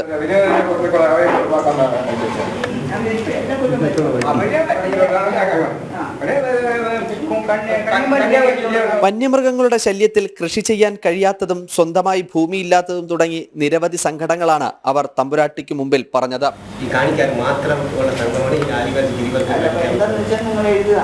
അതില് 36 കാസ് കുളംകുടി സംഘം ഇതെല്ലാം എല്ലാമേ ചേർന്ന് അടങ്ങിയാണ്. 36 കാസ് എല്ലാം ചേർന്ന് വരെയാണ് സമുദായ സംഘമാണ്. സമുദായ സംഘമാണ്. വളരെ അത്യാവശ്യമായിട്ടുള്ള കാര്യമാണ്, നാടിൻ്റെ ആവശ്യമാണ്. അപ്പോൾ നമ്മൾക്ക് ചെയ്യാമെന്നുള്ള വളരെ ഇപ്പോഴത്തെ കാലത്ത് നമുക്ക് ഓണക്കാഴ്ചയുമായി എത്തിയതിന്റെ സന്തോഷം തമ്പുരാട്ടിയും പങ്കുവച്ചു. അവരുടെ സന്തോഷം അവർ നമ്മളുമായിട്ട് പങ്കിടുകയാണ്. അതിൽ നമുക്ക് ഒരുപാട് ചാരിതാർത്ഥ്യമുണ്ട്. ഇന്നും ആ ഒരു ബന്ധം നിലനിർത്തുന്നല്ലോ. ഒരുപാട് കാലം മാറി, കാഴ്ചപ്പാടുകൾ മാറി, എന്നിട്ട് പോലും അവർ വരുന്നു എന്നുള്ളത് നമുക്കും വലിയൊരു സന്തോഷമാണ്. 3 പ്രദേശങ്ങളിൽ നിന്നായി 51 പേരാണ് ഓണക്കാഴ്ചയുമായി കൊട്ടാരത്തിലെത്തിയത്. കൊല്ലമായിട്ട് ഈ കാട്ടിലുള്ള തേനും തേനമാവ്, ഈ നെല്ലിക്കായ്, ഈ കൂട കാര്യങ്ങളൊക്കെ നമ്മൾ ഈ കൊട്ടാരത്തിൽ കൊണ്ട് ഏൽപ്പിക്കാറുണ്ട്. തമ്പുരാട്ടി കാണാറുണ്ട്. പക്ഷേ ഇത് എല്ലാ കൊല്ലവും നമ്മൾ വൃത്തിച്ച് കൊടുത്തിരിക്കുകയാണ്. പക്ഷേ നമ്മൾക്ക് വനത്തിൻ്റെ ഉള്ള ജീവിതം കാര്യങ്ങൾ கொஞ்சம் ബുദ്ധിമുട്ടാണ്ട് ആ കാര്യങ്ങൾ അവരോടത്ത് കൂടി സംസാരിച്ച് നമുക്ക് ഈ സ്ഥലത്തിൻ്റെ ഉള്ള ഒരു കാര്യങ്ങൾ നല്ലതായിട്ട് തീർച്ചയായിട്ടും കിട്ടുന്ന ഒരു വിശ്വാസമുണ്ട്. സന്തോഷത്തിന്റെ സമൃദ്ധിയുടെ കാർഷിക ഉത്സവവുമായി അവർ വീണ്ടും വരുവാനായി കൊട്ടാരത്തിൽ നിന്നും മടങ്ങി. അഖിൽ പാലോട്ടുമഠം, ജനം, തിരുവനന്തപുരം. ഓരോ ദേശത്തിനും ഓരോ ആചാരമാണ്. ഇത് തിരുവനന്തപുരത്ത് ആണെങ്കിൽ നമുക്കിനി നേരെ തൃശ്ശൂരിലെത്താം. ഓണനാളിൽ എത്തുന്ന കുമ്മാട്ടികൾ തൃശ്ശൂരിൻ്റെ സാംസ്കാരിക തനിമയുടെ ഭാഗം കൂടിയാണ്. ഓരോ ദേശങ്ങളും വീറും വാശിയോടും കൂടിയാണ് കുമ്മാട്ടി മുഖങ്ങൾ തയ്യാറാക്കുന്നത്. 18 വർഷമായി കുമ്മാട്ടി മുഖങ്ങൾ നിർമ്മിക്കുകയാണ് ചേർപ്പ് സ്വദേശിയായ ശില്പി കെ രാമചന്ദ്രൻ. വിശേഷങ്ങൾ കാണാം.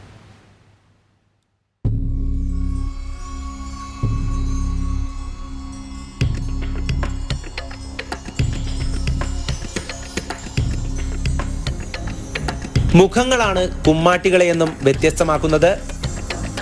തൃശ്ശൂരിലെ ഓരോ ദേശങ്ങളും കുമ്മാട്ടി മുഖങ്ങളിൽ പുതുമ കൊണ്ടുവരുവാൻ പരസ്പരം മത്സരമാണ്.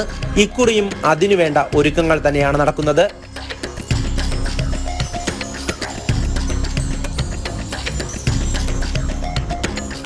കിഴക്കുംപാട്ടുകര, ഊരകം, മുക്കാട്ടുകര, നെട്ടിശ്ശേരി തുടങ്ങിയ വിവിധ ദേശങ്ങൾക്ക് കുമ്മാട്ടി മുഖങ്ങൾ തയ്യാറാക്കുന്നത് കെ രാമചന്ദ്രനാണ്. 18 വർഷമായി രാമചന്ദ്രൻ കുമ്മാട്ടി മുഖങ്ങൾ നിർമ്മിക്കുന്നുണ്ട്. കഴിഞ്ഞ 18 വർഷമായിട്ട് കുമ്മാട്ടി മുഖ നിർമ്മാണ രംഗത്ത് സജീവമായിട്ട് പ്രവർത്തിച്ചു വരുന്നുണ്ട്. ഊരകത്ത് തന്നെ 9 പരം ടീമുകളുണ്ട്. പിന്നെ പെരുവനം ഒരു കുമ്മാട്ടി സംഘമുണ്ട്. തൃശ്ശൂരിനെ സംബന്ധിച്ച് പറയുകയാണെങ്കിൽ കിഴക്കുംപാട്ടുകര, നെല്ലങ്കര, നെട്ടിശ്ശേരി, ഋഷി, കുളമുറ്റം, മുക്കാട്ടുകര ഈ ടീമുകൾക്കൊക്കെ വേണ്ടിയിട്ട് ഞാൻ മുഖം നിർമ്മിക്കുന്നുണ്ട്. ആ മുഖങ്ങളൊന്നും ഇപ്പോൾ പ്രത്യക്ഷപ്പെട്ടിട്ടില്ല. അതൊക്കെ തിരുവോണം മുതലേ അത് ജനങ്ങൾക്ക് കാണാനുള്ള അവസരം ഉണ്ടാവുള്ളൂ. കുമിൾത്തടിയിലാണ് നിർമ്മാണം. ഗണപതി, നരസിംഹം, തിരുപ്പതി, കഥകളി തുടങ്ങിയ മുഖങ്ങളുണ്ട്. ഊരകം കിഴക്കുമുറി കുമ്മാട്ടിക്ക് വേണ്ടി നിർമ്മിക്കുന്ന രൗദ്രഭാവത്തിലുള്ള ദശമുഖ രാവണന്റെ മുഖമാണ് ഇത്തവണ പ്രധാനമായുള്ളത്. ദൈവ വിഗ്രഹങ്ങളാണ് കൂടുതലും. ശ്രീകൃഷ്ണ ഭഗവാന്റെ, ഗണപതി ഭഗവാൻ, അതുപോലെ എല്ലാ ദൈവ രൂപങ്ങളും, അത് പാർട്ടി ആവശ്യപ്പെടുന്ന വിഗ്രഹങ്ങൾ ഏതാണോ അത് നമ്മൾ ചെയ്തു കൊടുക്കും.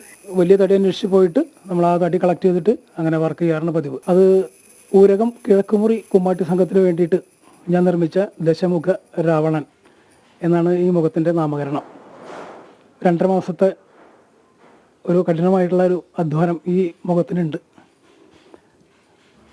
അതിൻ്റെ പെയിൻറ്റിങ് വർക്കും എല്ലാം കഴിഞ്ഞപ്പോൾ കണ്ടപ്പോൾ നമ്മൾ ചെയ്ത വർക്കിൻ്റെ എന്താ പറയുക, നമ്മൾ അത്രയും നമ്മൾ സന്തോഷവാനാണ്. പെയിൻറ്റിങ്ങിലും അദ്ദേഹം വളരെ നീതി പുലർത്തിയിട്ടുണ്ട്. ആർട്ടിസ്റ്റിൻ്റെ പേര് സുരേഷ് അടാട്ട്. അദ്ദേഹമാണ് ഇതിൻ്റെ പെയിൻറ്റിങ് വർക്ക് ചെയ്തിട്ടുള്ളത്. മനോഹരമായിട്ടുള്ള ഒരു പെയിൻറ്റിങ്ങാണ്. മാസങ്ങളോളമുള്ള അധ്വാനം, അതിന്റെ ഫലമാണ് ഓരോ കുമ്മാട്ടിമുഖങ്ങളും. പെയിന്റിംഗ് കഴിഞ്ഞാൽ കല്ല് പിടിപ്പിക്കുന്ന ജോലിയാണ് ബാക്കിയുള്ളത്. 38 വർഷമായി രാമചന്ദ്രൻ ദാരുശില്പ നിർമ്മാണം തുടങ്ങിയിട്ട്. സംസ്ഥാന ക്ഷേത്രകലാ അക്കാദമി അവാർഡ് കൂടെ ലഭിച്ചതോടെ ഇക്കുറി ഓണത്തിന് മധുരമേറെയാണ് രാമചന്ദ്രന്. 5 വിരലിൽ നിൽക്കുന്ന ഒറ്റത്തടിയിൽ തീർത്ത ഗണപതി വിഗ്രഹമടക്കം നിരവധി ശില്പങ്ങൾ രാമചന്ദ്രൻ നിർമ്മിച്ചിട്ടുണ്ട്. ജനം, തൃശൂർ. അങ്ങനെ ഓണവിശേഷങ്ങൾ അവസാനിക്കുന്നില്ല, ഇനിയും ഏറെയുണ്ട്. പക്ഷെ അതിനിടയിൽ നമ്മുടെ പ്രേക്ഷകർ പറയുന്നത് കൂടി നമുക്ക് ശ്രദ്ധിക്കേണ്ടതുണ്ട്. അതെ, ധാരാളം കമന്റ്സ്. ഒന്ന്, നമ്മുടെ ഈ പ്രധാനപ്പെട്ട വാർത്തകൾ വന്നുകൊണ്ടിരുന്നപ്പോൾ വളരെ സ്ട്രോങ് ആയിട്ടും ഹാർഡ് ഹിറ്റിംഗ് ആയിട്ടുള്ള കമന്റ്സ് ആണ് വന്നുകൊണ്ടേയിരുന്നത്. പലരുടെയും കമന്റ്സ് ഞാൻ വളരെ അധികം ശ്രദ്ധയോടെ കണ്ടു. പ്രകാശം വേലുക്കുട്ടിയുടെയും നന്ദനാജിയുടെയും രാധാകൃഷ്ണൻ വായിക്കുന്ന ചില കമന്റ്സ് വായിക്കാൻ ഒത്തിരി ബുദ്ധിമുട്ടായിരുന്നു. ഭയങ്കര സ്ട്രോങ്, പക്ഷെ യോജിക്കുന്നു കേട്ടോ. അതിനോടൊക്കെ പറയുമ്പോൾ എല്ലാം തുറന്ന് പറയണമല്ലോ. വളരെ സ്ട്രോങ് ആയിട്ടുള്ള കമന്റ്സ് ആയിരുന്നു വന്നുകൊണ്ടേയിരുന്നത്. പ്രത്യേകിച്ച് ഈ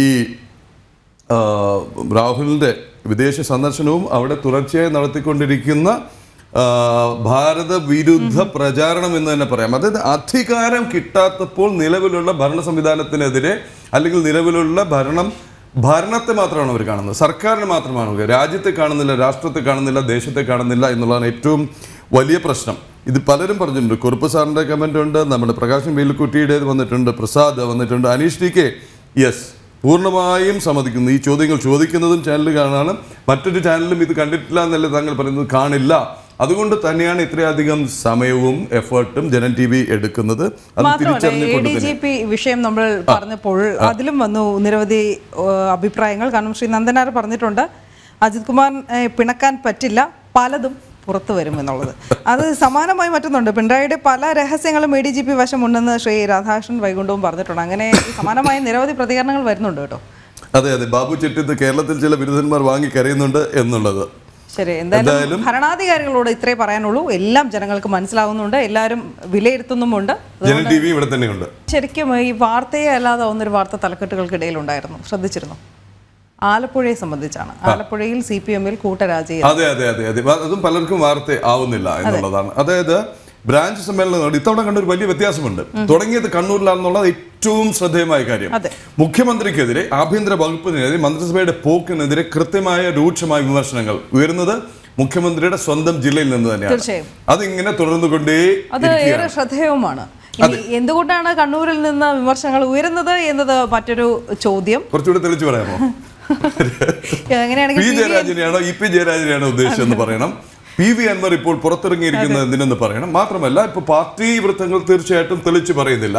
പക്ഷേ എന്താണ് അവിടെ സംഭവിച്ചുകൊണ്ടിരിക്കുന്നത് എന്നുള്ള റിപ്പോർട്ടിങ്ങിലേക്ക് കടക്കുകയാണ് ജനം TV-യുടെ രാഷ്ട്രീയ റിപ്പോർട്ടർമാർ. അത് കൃത്യമായി ഒരു അജണ്ടയുണ്ട്. PV അൻവർ, നമ്മൾ നേരത്തെ പറഞ്ഞു പോയതാണെങ്കിലും PV അൻവർ എന്ന് പറയുന്ന ആൾ MLA, ഒരു വെറും MLA അല്ല, പഴയ കോൺഗ്രസ്സുകാരനാണ്. പക്ഷേ CPM-ലെ ഏറ്റവും പ്രധാനപ്പെട്ട അധികാര കേന്ദ്രം ഇതുവരെ ശ്രീ പിണറായി വിജയന്റെ വലങ്കൈയാണ്, മനസാക്ഷിയാണ്. സ്വന്തം പാർട്ടിയിലെ മനസാക്ഷി എന്ന് നമ്മളൊക്കെ കരുതിയിരുന്ന EP ജയരാജനെ 2 വട്ടം കൈവിട്ട മുഖ്യമന്ത്രി. അന്നത്തെ നിയമന വിവാദവുമായി ബന്ധപ്പെട്ട്, തുടർന്ന് ഇപ്പോൾ ഒടുവിലും PV അൻവറിനെ കൈവിട്ടിട്ടില്ല. അന്ന് ഗത്യന്തരമില്ലാതെങ്കിൽ ഇന്ന് പ്രത്യക്ഷമായി. അന്ന് കോടതി വിധിയില്ലായിരുന്നു, കോടതിയിൽ വിഷയം എത്തിയിട്ടേ ഉണ്ടായിരുന്നുള്ളൂ. അപ്പോഴും നിലനിൽക്കുന്ന ഒരു വിഷയമില്ലായിരുന്നു, നിയമനം അപ്പോൾ ഉണ്ടായിരുന്നില്ല. 2, PV അൻവറിനെതിരെ ഹൈക്കോടതി ഉത്തരവടക്കം നിലനിൽക്കുന്നു. അത് നടപ്പാക്കാതിരിക്കാൻ ഭരണത്തിന്റെ എല്ലാ സംവിധാനവും ഉപയോഗിക്കുന്നു. ഏറ്റവും മുകളിൽ നിന്ന് വില്ലേജ് ഓഫീസ് തലത്തിൽ വരെ കൃത്യമായ കൂച്ചുവിലങ്ങിട്ട് നിർത്തിയിരിക്കുന്നു. അനധികൃത നിർമ്മാണം, അനധികൃത റിസോർട്ട്, പൊളിക്കാതിരിക്കാൻ വേണ്ടിയിട്ട് അദ്ദേഹം ഇറങ്ങിയിട്ട് മുഖ്യമന്ത്രിയെ ലക്ഷ്യം വയ്ക്കുന്നു എന്ന് തോന്നിയാൽ മുഖ്യമന്ത്രി അല്ലെങ്കിൽ പിന്നെ ആരെയാണ് ലക്ഷ്യം വയ്ക്കുന്നത്? മുഖ്യമന്ത്രിയുടെ പൊളിറ്റിക്കൽ സെക്രട്ടറിക്കെതിരെയും മുഖ്യമന്ത്രിയുടെ മനസാക്ഷി അല്ലെങ്കിൽ മുഖ്യമന്ത്രി പറയുന്ന അനുസരിച്ച് മാത്രം പ്രവർത്തിക്കുന്ന അദ്ദേഹം ഒരു IPS ഉദ്യോഗസ്ഥനാണ്, സിവിൽ സർവീസ് ഉദ്യോഗസ്ഥനാണ്. അതാത് സ്ഥലത്ത് ഇവിടുത്തെ ഒരു സംവിധാനം അനുസരിച്ചിട്ട് അതാത് സമയത്ത് സർക്കാരുകൾക്ക് പൂർണ്ണ വിധേയനായി പ്രവർത്തിക്കാൻ വിധിക്കപ്പെട്ട ഒരു പാവം പഴയ പിന്നെ തിരുവനന്തപുരംകാരൻ. അദ്ദേഹത്തെ ലക്ഷ്യം വയ്ക്കുമ്പോൾ, പൊളിറ്റിക്കൽ സെക്രട്ടറി ലക്ഷ്യം വയ്ക്കുമ്പോൾ ആരെയാണ് ഉന്നം വയ്ക്കുന്നത്? അപ്പോൾ PV അൻവർ പിണറായി വിജയനെ കൈവിട്ടോ? PV അൻവർ പിണറായി വിജയനെ കൈവിട്ടെങ്കിൽ PV അൻവറിന്റെ പിന്നിൽ ആരാണ്? പാർട്ടി സെക്രട്ടറിയെ കാണാൻ അദ്ദേഹം വരുന്നു.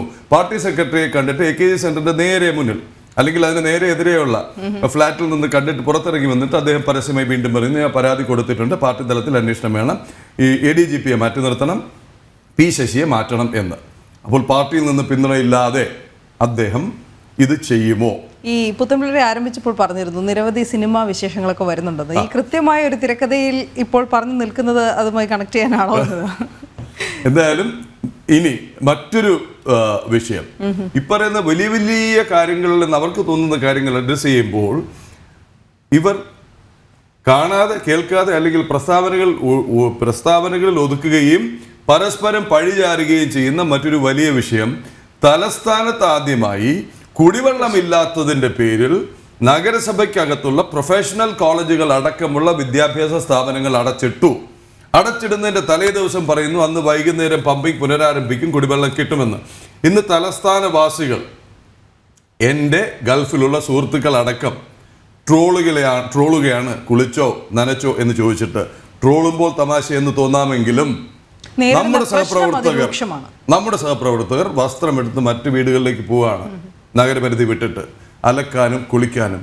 തിരുവനന്തപുരം നഗരത്തിൽ കുടിവെള്ളം മുടങ്ങിയതിൽ ഉദ്യോഗസ്ഥർക്കും കരാറുകാർക്കും വീഴ്ച പറ്റിയെന്ന വാദവുമായാണ് നഗരസഭ. വിഷയം ടെക്നിക്കൽ മെമ്പർ അന്വേഷിച്ച് 2 ദിവസത്തിനകം റിപ്പോർട്ട് നൽകാനും നിർദ്ദേശം. അതേസമയം 6 ദിവസത്തെ ദുരിതങ്ങൾക്കൊടുവിൽ തലസ്ഥാനത്ത് ജലവിതരണം പുനഃസ്ഥാപിച്ചു. വലിയ ഉപകാരം. ടിൻഡുദാസ് ചേരുന്നുണ്ട് തത്സമയം. ടെക്നിക്കൽ മെമ്പറോട് റിപ്പോർട്ട് കൊടുക്കുക 2 ദിവസത്തിനും. ഇവിടെ കുടിവെള്ളമില്ലാതെ 4 ദിവസം കഴിഞ്ഞപ്പോൾ. 2, നഗരസഭയ്ക്ക് വലിയ ചരിത്രമുണ്ട്. പഴയൊരു മേയറുടെ പ്രശസ്തമായ ഒരു പ്രസ്താവനയുണ്ട്.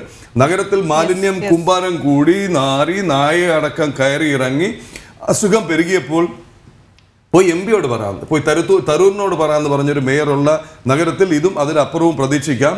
കേരളത്തിന്റെ തലസ്ഥാനത്തെ നഗരസഭയിലെ അവസ്ഥയാണ് ഈ പറയുന്നത്. ടിൻഡു, എന്താണ് അവസ്ഥ? പഴിചാരലിൽ വരെ എത്തി നിൽക്കുന്നു കരാറുകാരെ, ഉദ്യോഗസ്ഥരെ. പിന്നെന്തിനാണ് സർക്കാർ, പിന്നെന്തിനാണ് മന്ത്രി, പിന്നെന്തിനാണ് നഗരസഭ, പിന്നെന്തിനാണ് ഈ ഷോ കാണിക്കുന്ന മേയർ?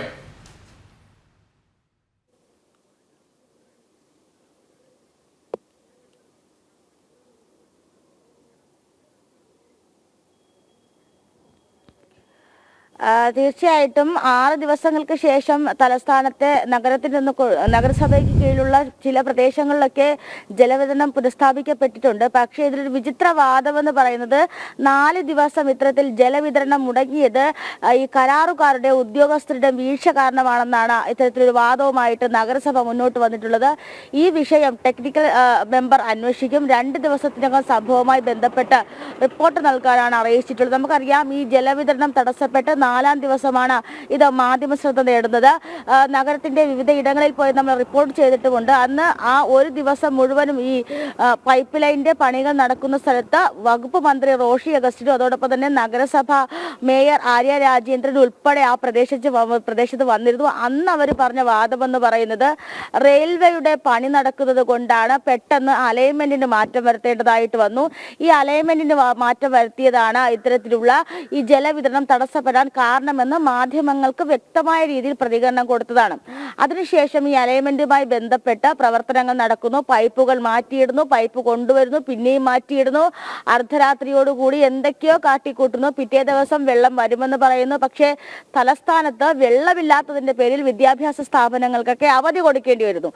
എന്നിട്ടും അതിലൊരു വിചിത്ര വാദം എന്ന് പറയുന്നത് ഉദ്യോഗസ്ഥർക്കും കരാറുകാർക്കും പറ്റിയ വീഴ്ചയെന്നാണ്. നമ്മളിവിടെ മനസ്സിലാക്കേണ്ട ഏറ്റവും പ്രധാനപ്പെട്ട കാര്യമെന്ന് പറയുന്നത് 5-6 തീയതികളിലാണ് ഇത്തരത്തിൽ റെയിൽവേയുടെ അല്ലെങ്കിൽ തിരുവനന്തപുരം മുതൽ നാഗർകോവിൽ വരെയുള്ള റെയിൽവേ പാതയുടെ വികസനവുമായി ബന്ധപ്പെട്ട് അറ്റകുറ്റപ്പണികൾ നടക്കുമെന്നൊരു മുന്നറിയിപ്പ് നൽകിയത്. ഈ സമയത്ത് തന്നെ അലൈൻമെന്റിന്റെ മാറ്റമുണ്ടെങ്കിൽ, അതായത് ഒരു പൈപ്പ് നേരെ ഇരിക്കുന്ന പൈപ്പ് കട്ട് ചെയ്ത് എൽ മോഡലിൽ കണക്ട് ചെയ്യുക, അത് മാത്രമായിരുന്നു ഈ നഗരസഭയ്ക്ക് അവിടെ ഉണ്ടായിരുന്ന പണി എന്ന് പറയുന്നത്, അല്ലെങ്കിൽ അവിടെ കരാറുകാർക്ക് നൽകിയിരുന്ന പണി എന്ന് പറയുന്നത്. പക്ഷേ ഈ നഗരസഭയുടെ ഭാഗത്ത് നിന്ന് വ്യക്തമായിട്ടും ഈ വിഷയത്തിൽ വീഴ്ച വന്നിട്ടുണ്ടോ എന്നുള്ള കാര്യം പ്രത്യക്ഷമാണ്. കാരണം കഴിഞ്ഞ ഒരു മാസമായിട്ട് നഗരസഭയുടെ കീഴിലുള്ള വിവിധ ഭാഗങ്ങളിൽ ഇത്തരത്തിൽ ജലവിതരണം തടസ്സപ്പെട്ടിരുന്നു. കാരണം അരുവിക്കരയിൽ നിന്നും ഈ തിരുവനന്തപുരം നഗരത്തിലേക്കാണ് വെള്ളം പമ്പ് ചെയ്യുന്നത്. അവിടുത്തെ ഒരു പൈപ്പ് ലൈനിന് ചോർച്ച ഉണ്ടായിരുന്നു. ആ കാരണങ്ങൾ കൊണ്ട് തന്നെ നഗരത്തിന്റെ പ്രധാനപ്പെട്ട ഭാഗങ്ങളിലൊന്നും കഴിഞ്ഞ ഒരു മാസത്തോളമായിട്ട് ഭാഗികമായിട്ടൊക്കെ വെള്ളമില്ലായിരുന്നു. ഓരോ ദിവസവും അറ്റകുറ്റപ്പണികൾ എന്ന പേരിൽ ജനങ്ങൾക്ക് മുന്നറിയിപ്പ് നൽകുന്നുണ്ടെങ്കിൽ 4-5 പ്രദേശങ്ങളിൽ വെള്ളം കിട്ടില്ല എന്ന് പറയും. പക്ഷെ അതൊരു 10-12 പ്രദേശങ്ങളിൽ ഒരു കാരണത്താലും വെള്ളം കിട്ടാത്തൊരവസ്ഥയായിരുന്നു. ആ അറ്റകുറ്റപ്പണികൾ വൈകിയിരുന്നു. ആ അറ്റകുറ്റപ്പണികളിൽ നഗരസഭ ഇടപെട്ടിരുന്നില്ല, അത് വൈകിയിരുന്നു. അത് മൂലവും പിന്നീട് വന്ന ഈ റെയിൽവേ വികസനവുമായി ബന്ധപ്പെട്ട അലൈൻമെന്റ് കാരണം, ഈ 2 കാരണവുമാണ് പ്രധാനമായിട്ടും ഇത്തരത്തിൽ പൈപ്പ് ലൈനിന്റെ അല്ലെങ്കിൽ ഈ ജലവിതരണം മുടങ്ങാനായിട്ടുള്ള കാരണം. ഏറ്റവും പ്രധാനപ്പെട്ട കാര്യമെന്ന് പറയുന്നത് ഈ തലസ്ഥാനത്തെ ഇത്തരത്തിൽ ജലവിതരണം മുടങ്ങിയതുമായി ബന്ധപ്പെട്ട് വി ശിവൻകുട്ടി ഒരു അടിയന്തര യോഗം വിളിക്കുന്ന സമയത്താണ് നഗരസഭാ മേയർ ഇത്തരത്തിൽ വിഷയം ഗുരുതരമാണ് എന്നൊരു കാര്യം അറിയുന്നത്. കാരണം അതുവരെ ഇത്തരത്തിൽ ഈ പൊതുജനങ്ങൾക്ക് കുടിവെള്ളം മുടങ്ങിയിട്ട് നഗരസഭാ മേയർ അറിഞ്ഞില്ല എന്ന് പറയുന്നതാണ് ഏറ്റവും അത്ഭുതപ്പെടുത്തുന്ന കാര്യം. അന്ന് വി ശിവൻകുട്ടി ഒരു യോഗം വിളിക്കുന്ന സമയത്താണ് ഈ വിഷയം ഇത്രയും ഗുരുതരമായിട്ട് എടുക്കുന്നതും അതിനുശേഷം ഈ മേയർ നേരിട്ട് ഇവിടെ എത്തുന്നതൊക്കെ. എന്നിട്ട് പറയുന്നൊരു വാദമാണ് ഉദ്യോഗസ്ഥർക്കും അതോടൊപ്പം തന്നെ ഈ കരാറുകാർക്കും ഉണ്ടായ വീഴ്ചയാണ് കുടിവെള്ളം മുടങ്ങാൻ കാരണമെന്ന് നമുക്കറിയാം. വാട്ടർ അതോറിറ്റി അല്ലെങ്കിൽ PWD റോഡിടും, വാട്ടർ അതോറിറ്റി കുത്തിക്കൊഴിക്കും. ഇത് വർഷങ്ങളായിട്ടുള്ള കാര്യം തന്നെയാണ്. ഈ സംഭവങ്ങളൊക്കെ നടക്കുന്ന സമയത്ത് വെള്ളം മുടങ്ങുന്നുണ്ട്. പക്ഷെ അതൊന്നും കണക്കിലാക്കാതെ ഈ 4 ദിവസത്തെ ഈ കുടിവെള്ളം മുടങ്ങിയ സംഭവം ഒരുപക്ഷെ അത് വലിയ വിഷയമാണ്. കാരണം നമുക്കറിയാം ഒരു പ്രധാനപ്പെട്ട നഗരമാണ് തിരുവനന്തപുരത്ത് ഒരുപാട് ആൾക്കാർ പുറത്തു നിന്ന് വന്ന് താമസിക്കുന്നുണ്ട്. ബോർവെല്ലോ കിണറോ അങ്ങനെയൊന്നും പെട്ടെന്ന് ഉണ്ടാക്കാൻ പറ്റാത്തൊരു സംവിധാനമുള്ള സ്ഥലമാണ്. പക്ഷെ അവിടെ നിന്ന് ആൾക്കാർ കുടിവെള്ളം ഇല്ലാത്തതിന്റെ പേരിൽ ബന്ധു വീടുകളിലേക്കും മറ്റു സ്ഥലങ്ങളിലൊക്കെ മാറി താമസിക്കുന്നു എന്ന് പറയുമ്പോൾ കാര്യങ്ങൾ അത്രയും ഗുരുതരമായിട്ട് പോലും ഇത് കരാറുകാരുടെ ഉദ്യോഗസ്ഥരുടെ തലയിൽ പഴിചാരിക്കൊണ്ട് രക്ഷപ്പെടാനുള്ള തീരുമാനത്തിലാണ് നഗരസഭ എത്തിയിട്ടുള്ളത്. എന്തായാലും 2 ദിവസത്തിനകം സംഭവവുമായി ബന്ധപ്പെട്ട് ഇതിൽ ടെക്നിക്കൽ മെമ്പർ റിപ്പോർട്ട് സമർപ്പിക്കും. ഈ റിപ്പോർട്ടിൽ എന്തൊക്കെ വിചിത്ര കാര്യങ്ങളാണ് വരാനിരിക്കുന്നതാണ് നമുക്കറിയാം. എന്തായാലും ഇന്ന് 6 ദിവസങ്ങൾക്കൊടുകിൽ ഈ കുടിവെള്ളം കിട്ടാനുള്ള അല്ലെങ്കിൽ കുടിവെള്ളം ലഭിച്ചിട്ടുണ്ട്. ഭാഗികമായിട്ടാണെങ്കിൽ ലഭിച്ചിട്ടുണ്ട്. ടാങ്കുകളിൽ കയറാനുള്ള രീതിയിലേക്ക് വെള്ളം കിട്ടിയിട്ടില്ല. കാരണം ഐരാണിമുട്ടത്തൊരു പമ്പുണ്ട്. ഈ ഐരാണിമുട്ടവും അതോടൊപ്പം തന്നെ അരുവിക്കരയും തമ്മിൽ കണക്ട് ചെയ്തുകൊണ്ടാണ് ഈ ആദ്യം ജലവിതരണം നടത്തിയിരുന്നത്. പക്ഷെ അവിടുത്തെ പമ്പിനുള്ള പ്രഷർ കുറവാണ്. അതുകൊണ്ട് തന്നെ ഈ വീടുകളിലേക്കൊക്കെ ഉള്ള ടാങ്കുകളിലേക്ക് വെള്ളം കയറാനുള്ള സാധ്യതയില്ല. പക്ഷെ അവിടെ സ്ഥാപിച്ചിട്ടുള്ള ചെറിയ മീറ്ററിനോട് ഘടിപ്പിച്ചിട്ടുള്ള പൈപ്പുകളിൽ ചെറുതായിട്ടെങ്കിലും വെള്ളം വരുന്നത് കൊണ്ട് താൽക്കാലിക ആശ്വാസമുണ്ട്. പക്ഷെ അത് എത്ര നാൾ അത് അങ്ങനെയെങ്കിലും കിട്ടുമെന്ന് അറിയില്ല. എന്തായാലും 6 ദിവസങ്ങൾക്കൊടുവിൽ ഇന്ന് മുതൽ വെള്ളം കിട്ടിയിട്ടുണ്ട് എന്നൊരു ആശ്വാസം മാത്രമാണുള്ളത്. പക്ഷെ ഇതൊരു സ്ഥിരമായിട്ടുള്ള രീതിയിലേക്ക്, അല്ലെങ്കിൽ സ്ഥിരമായി ഇത്തരത്തിൽ വെള്ളം മുടങ്ങാതെയുള്ള ഒരു സാഹചര്യത്തിലേക്ക് പോകുമോ എന്നൊരു കാര്യത്തിനാണ് ആശങ്ക. സംഭവവുമായി ബന്ധപ്പെട്ട് ടെക്നിക്കൽ മെമ്പർ എന്തായാലും റിപ്പോർട്ട് നൽകണം. ഇതിൽ എന്തായാലും നഗരസഭ നൈസിന് മാറി നിൽക്കുന്നുണ്ട്. നഗരസഭയ്ക്ക് വീഴ്ച ഇല്ല എന്നാണ് വാദം. ഉദ്യോഗസ്ഥരുടെയും കരാറുകാരുടെയും തലയിലാണ് ഇപ്പോൾ എല്ലാം കെട്ടിവെച്ചിട്ടുള്ളത്. പ്രദീപ്ല. ശരി ടിൻഡു, എന്തായാലും വെള്ളം തിരിച്ചു വന്നതിന് ശേഷമുള്ള അവസ്ഥ അന്വേഷിക്കും. പക്ഷെ ഒരു തലസ്ഥാനവാസി എന്ന നിലയിൽ എനിക്കൊരു കാര്യം സാധാരണ ജനങ്ങളുടെ ഭാഗത്തുനിന്ന് പറയാനുണ്ട്. നമ്മുടെ MP അദ്ദേഹം പോസ്റ്റ് ഇട്ടോ എന്നുള്ളതാണ്. സാധാരണ പോസ്റ്റ് ഇട്ടെങ്കിലും ഒരു പിന്തുണ പറയും. ഞാൻ പോസ്റ്റ് ഇട്ടില്ല എന്ന് കഴിഞ്ഞ തവണ ചോദിച്ചിട്ടുണ്ട് അല്ലേ? അതെ, ആമേഴഞ്ചൻ തോട്ടിലെ അപകടം നടന്നപ്പോഴത്തേക്കും അദ്ദേഹത്തിന്റെ വാദം അതായിരുന്നല്ലോ. അല്ല, ഞാൻ അവിടെ പോയി ഷോ കാണിക്കണമെന്ന് അദ്ദേഹം ചോദിച്ചു. അപ്പൊ ഷോ കാണിക്കാൻ അദ്ദേഹത്തിന് അറിയാം, പിന്നെ വോട്ട് വേണ്ടപ്പോൾ. എന്തായാലും ഒരു കാര്യം, ഈ വെള്ളം കിട്ടി അപ്പോൾ ഇനി പ്രശ്നമില്ലല്ലോ എന്ന് പറയാൻ അനുവദിക്കരുത്. ടിൻഡു അടക്കമുള്ള തിരുവനന്തപുരത്തെ റിപ്പോർട്ടർമാരോട് ഞാൻ പറയുകയാണ്, വെള്ളം കിട്ടിയല്ലോ എന്ന് പറയുന്നത് നിങ്ങളുടെ ഔദാര്യമല്ല. നിങ്ങൾ പറയുന്ന കണക്കിന് നിങ്ങൾ പറയുന്ന വിദ്യ അനുസരിച്ചുള്ള മീറ്റർ കൊണ്ടുവച്ചിട്ട് നിങ്ങൾ തരുന്ന ബില്ല് അത് അടച്ചിട്ട് പരാതിയുമായിട്ട് വരുമ്പോഴേക്കും നിങ്ങൾ പറയുന്നത് അങ്ങനെ പറ്റി ഇങ്ങനെ പറ്റി. ഇന്ന് പരാതിയുമായി വരാത്തവൻ പറയുന്ന പണം അടയ്ക്കാൻ വിധിക്കപ്പെട്ടവൻ സമ്മതിച്ചു, സേവനത്തിന് തരാം സർവീസ് ചാർജ്. പക്ഷേ എന്തുകൊണ്ട് ഇത് സംഭവിച്ചു, എന്തുകൊണ്ട് ഇത് പരിഹരിക്കാൻ കഴിഞ്ഞില്ല എന്നുള്ളതിൻ്റെ പിന്നാലെ തന്നെ ആവണം ഒരാളെങ്കിലും ഒരു ദിവസം പ്രേക്ഷകർക്ക് മുന്നിലേക്ക് ആ ഫോളോ അപ്പും എത്തിക്കാം. മാത്രമല്ല ടിൻഡു ഇന്നലെ കുറെ പ്രതികരണങ്ങൾ നമുക്ക് എടുത്തു തന്നിരുന്നു. വളരെയധികം ടിൻഡു ഇത് കേട്ടപ്പോൾ തന്നെ നമുക്ക് വളരെയധികം വിഷമം വന്നു. അപ്പോൾ നേരിട്ട് കേട്ട ടിൻഡുവിൻ്റെ അവസ്ഥ ഊഹിക്കാവുന്നതേ ഉള്ളൂ. ഇപ്പോഴും അവിടുത്തെ അവസ്ഥ എങ്ങനെയാണെന്ന് അറിയാമോ?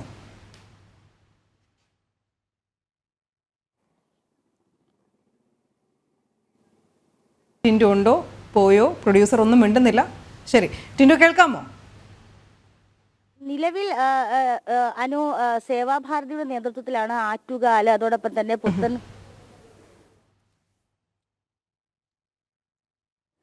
അനു കേൾക്കാം.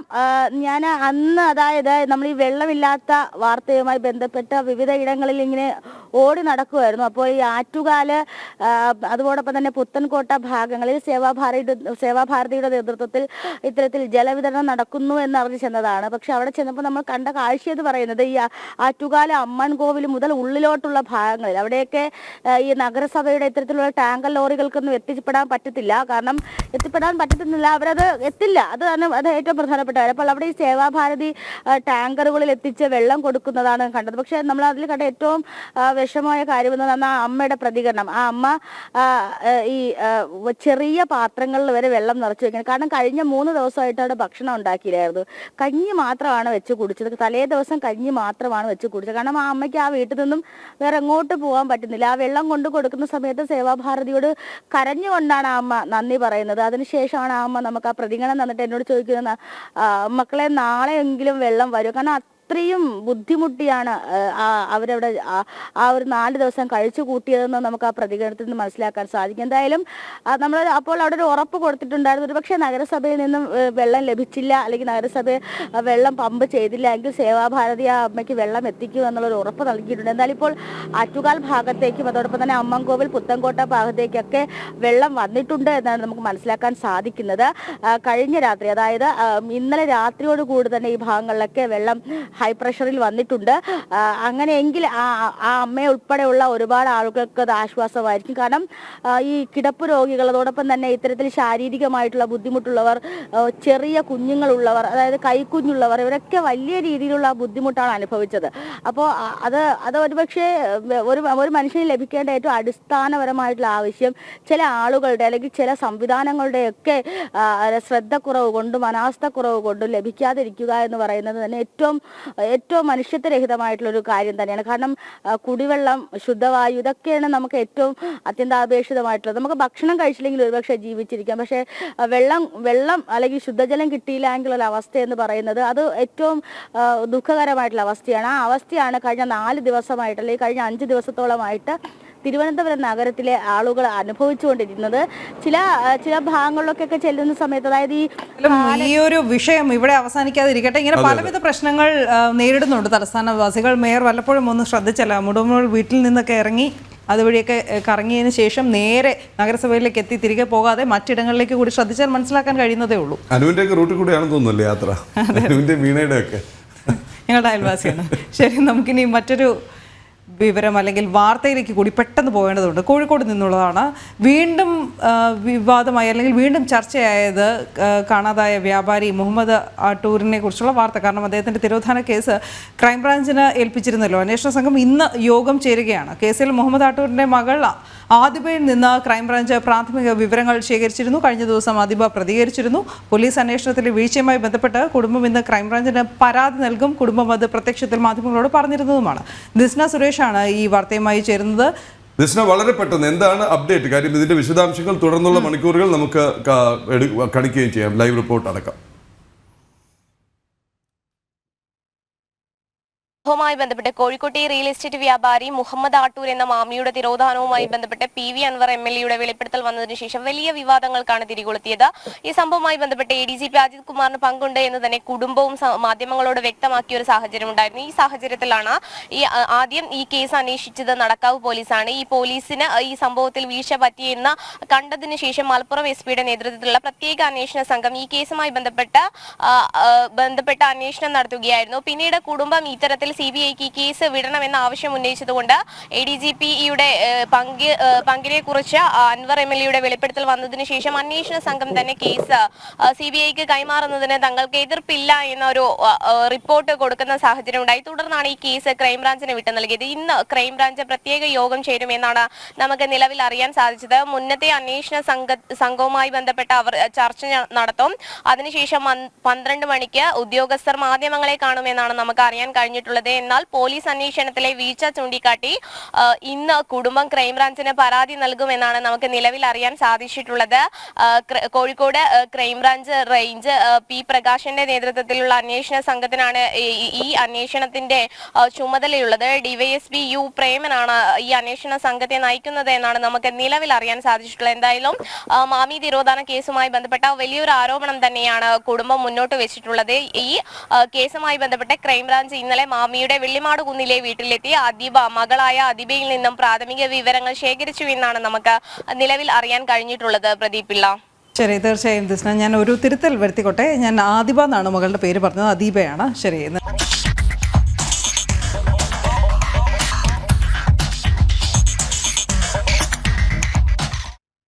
നമ്മൾ ഇത്രയും വാർത്ത ഇങ്ങനെ സംസാരിക്കുമ്പോൾ, ചർച്ച ചെയ്യുമ്പോൾ അത് ജനങ്ങൾ എങ്ങനെയാണ് കാണുന്നത് എന്നതുകൂടി പരിശോധിക്കേണ്ടതുണ്ട്. സമൂഹ മാധ്യമം എങ്ങനെ ചർച്ച ചെയ്യുന്നതെന്നും. ആദ്യത്തേത്, ഹമാസ് തീവ്രവാദികളെ സപ്പോർട്ട് ചെയ്യുന്ന റാലികളിൽ പങ്കെടുത്താൽ മതേതരൻ, ഗണേശ് ചതുർത്ഥി പരിപാടികളിൽ പങ്കെടുത്താൽ വർഗീയവാദി. ഇത്തരത്തിൽ മറ്റുള്ളവരുടെ സർട്ടിഫിക്കറ്റ് വാങ്ങി ജീവിക്കുന്ന കുറേ റോക്കറ്റ് സയന്റിസ്റ്റിന്റെ എക്സ്പോസ്റ്റ് ആണിത്. മെസ്സേജ് വളരെ വ്യക്തമാണ്. അടുത്ത് നോക്കാം. ഇൻകോഷിയുടേതാണ്. കേരളത്തിലെ ഹിന്ദുക്കൾ ഒന്നേ ഉള്ളൂ, ഇതുവരെ ആഘോഷിച്ചില്ല എന്ന് വെച്ച് ഇനി ആഘോഷിക്കരുത് എന്നുണ്ടോ? ഹിന്ദുക്കൾ എന്ത് ആഘോഷിച്ചാലും നിങ്ങൾക്ക് എന്താണ് അത് ഗണേശ ചതുർത്ഥി ആഘോഷങ്ങളുമായി ഗണേശോത്സവം ആഘോഷിച്ചതിനെ ചൊല്ലിയുള്ള ചില അസ്ഖ്യതകൾ, അസുഖങ്ങൾ, ഇറിറ്റേഷൻ, അലർജി, അതിനുള്ള നല്ല ശക്തമായ അല്ലെങ്കിൽ കൃത്യമായ മറുപടിയാണ് ഇൻകോഷി. അതിന് താഴെയുണ്ട്. അതാ എന്തിനുള്ള മറുപടിയാണ് എന്ന് കൂടി ഒന്ന് നോക്കാം. അഭിഷേക് സാബ്, അല്ല, കേരളത്തിൽ എത്ര ഹിന്ദുക്കൾ ഗണേശോത്സവം ആഘോഷിക്കുന്നുണ്ട് എന്നതാണ്. കേരളത്തിലെ ഹിന്ദുക്കൾ, അതെങ്ങനെയാണ് കേരളത്തിലെ ഹിന്ദുക്കൾ? അതിനുള്ള മറുപടിയാണ് ഈ കൊടുത്തിരിക്കുന്നത് അല്ലേ. അടുത്തത് അങ്കിൾ സാമിന്റെ വിശേഷമാണ് അല്ലേ. നേരത്തെ പറഞ്ഞിരുന്നു രാഹുലിന്റെ വിഷയം നമ്മൾ പരിശോധിച്ചപ്പോൾ രാഹുലിന്റെ മെന്റർമാരെ കുറിച്ച് ഒരുപക്ഷെ ഏറ്റവും കൂടുതൽ പഴി കേട്ട ഒരു വ്യക്തി കൂടിയാണ് സാം പിട്രോഡ. അച്ഛന് ഉപകാരം ചെയ്തിരുന്നു. അന്ന് പുതുയുഗത്തിലേക്ക്, അടുത്ത സാങ്കേതിക യുഗത്തിലേക്കൊക്കെ നയിക്കാൻ അല്ലെങ്കിൽ ടെലിഫോണി വിപ്ലവം ഉണ്ടാക്കിയ ഉപദേശകനായിരുന്നു രാജീവിന്, രാഹുലിന്റെ പിതാവിന്. എങ്ങനെയാണ് never forget what uncle Sam said about Indians, especially Hindus. ഒന്ന്, എന്തൊക്കെയാണ് പറഞ്ഞത്? ക്ഷേത്രങ്ങൾ തൊഴിലവസരം ഉണ്ടാക്കുന്നില്ല എന്ന്. മിഡിൽ ക്ലാസ്സിന്, മധ്യവർഗികളെ സെൽഫിഷ് എന്ന് വിളിച്ചു, സ്വാർത്ഥരെന്ന്. ഭാരതീയർ രാമനെക്കുറിച്ചും ഹനുമാനെക്കുറിച്ചും സംസാരിക്കുന്നതിൽ അദ്ദേഹത്തിന് ഒരുപാട് പ്രശ്നങ്ങളുണ്ട്. പിന്നെ ഇന്ത്യ എന്ന സങ്കല്പം, രാമക്ഷേത്രവും രാമനവമി ആഘോഷവും മൊത്തത്തിൽ അതിനെ ചോദ്യം ചെയ്യുന്നു, അതിന് വെല്ലുവിളി ഉയർത്തുന്നു എന്ന്. എന്നാൽ നിങ്ങൾ ഇന്ത്യ എന്ന് പറയേണ്ട ഭാരതം എന്നൊരു സങ്കല്പം ഉണ്ടെങ്കിൽ. അടുത്ത് നോക്കാം സമയം. ഇത് തായ്ലൻഡിലെ വലിയ ക്ഷേത്രത്തെക്കുറിച്ചുള്ള. അതെ, ഇത് തായ്ലൻഡിലാണ് ഏറ്റവും വലിയ ഗണേശ വിഗ്രഹം. ഈ സമയത്ത് അത് കാണേണ്ട കാഴ്ച തന്നെയായിരുന്നു ഗണേശോത്സവ കാലത്ത്.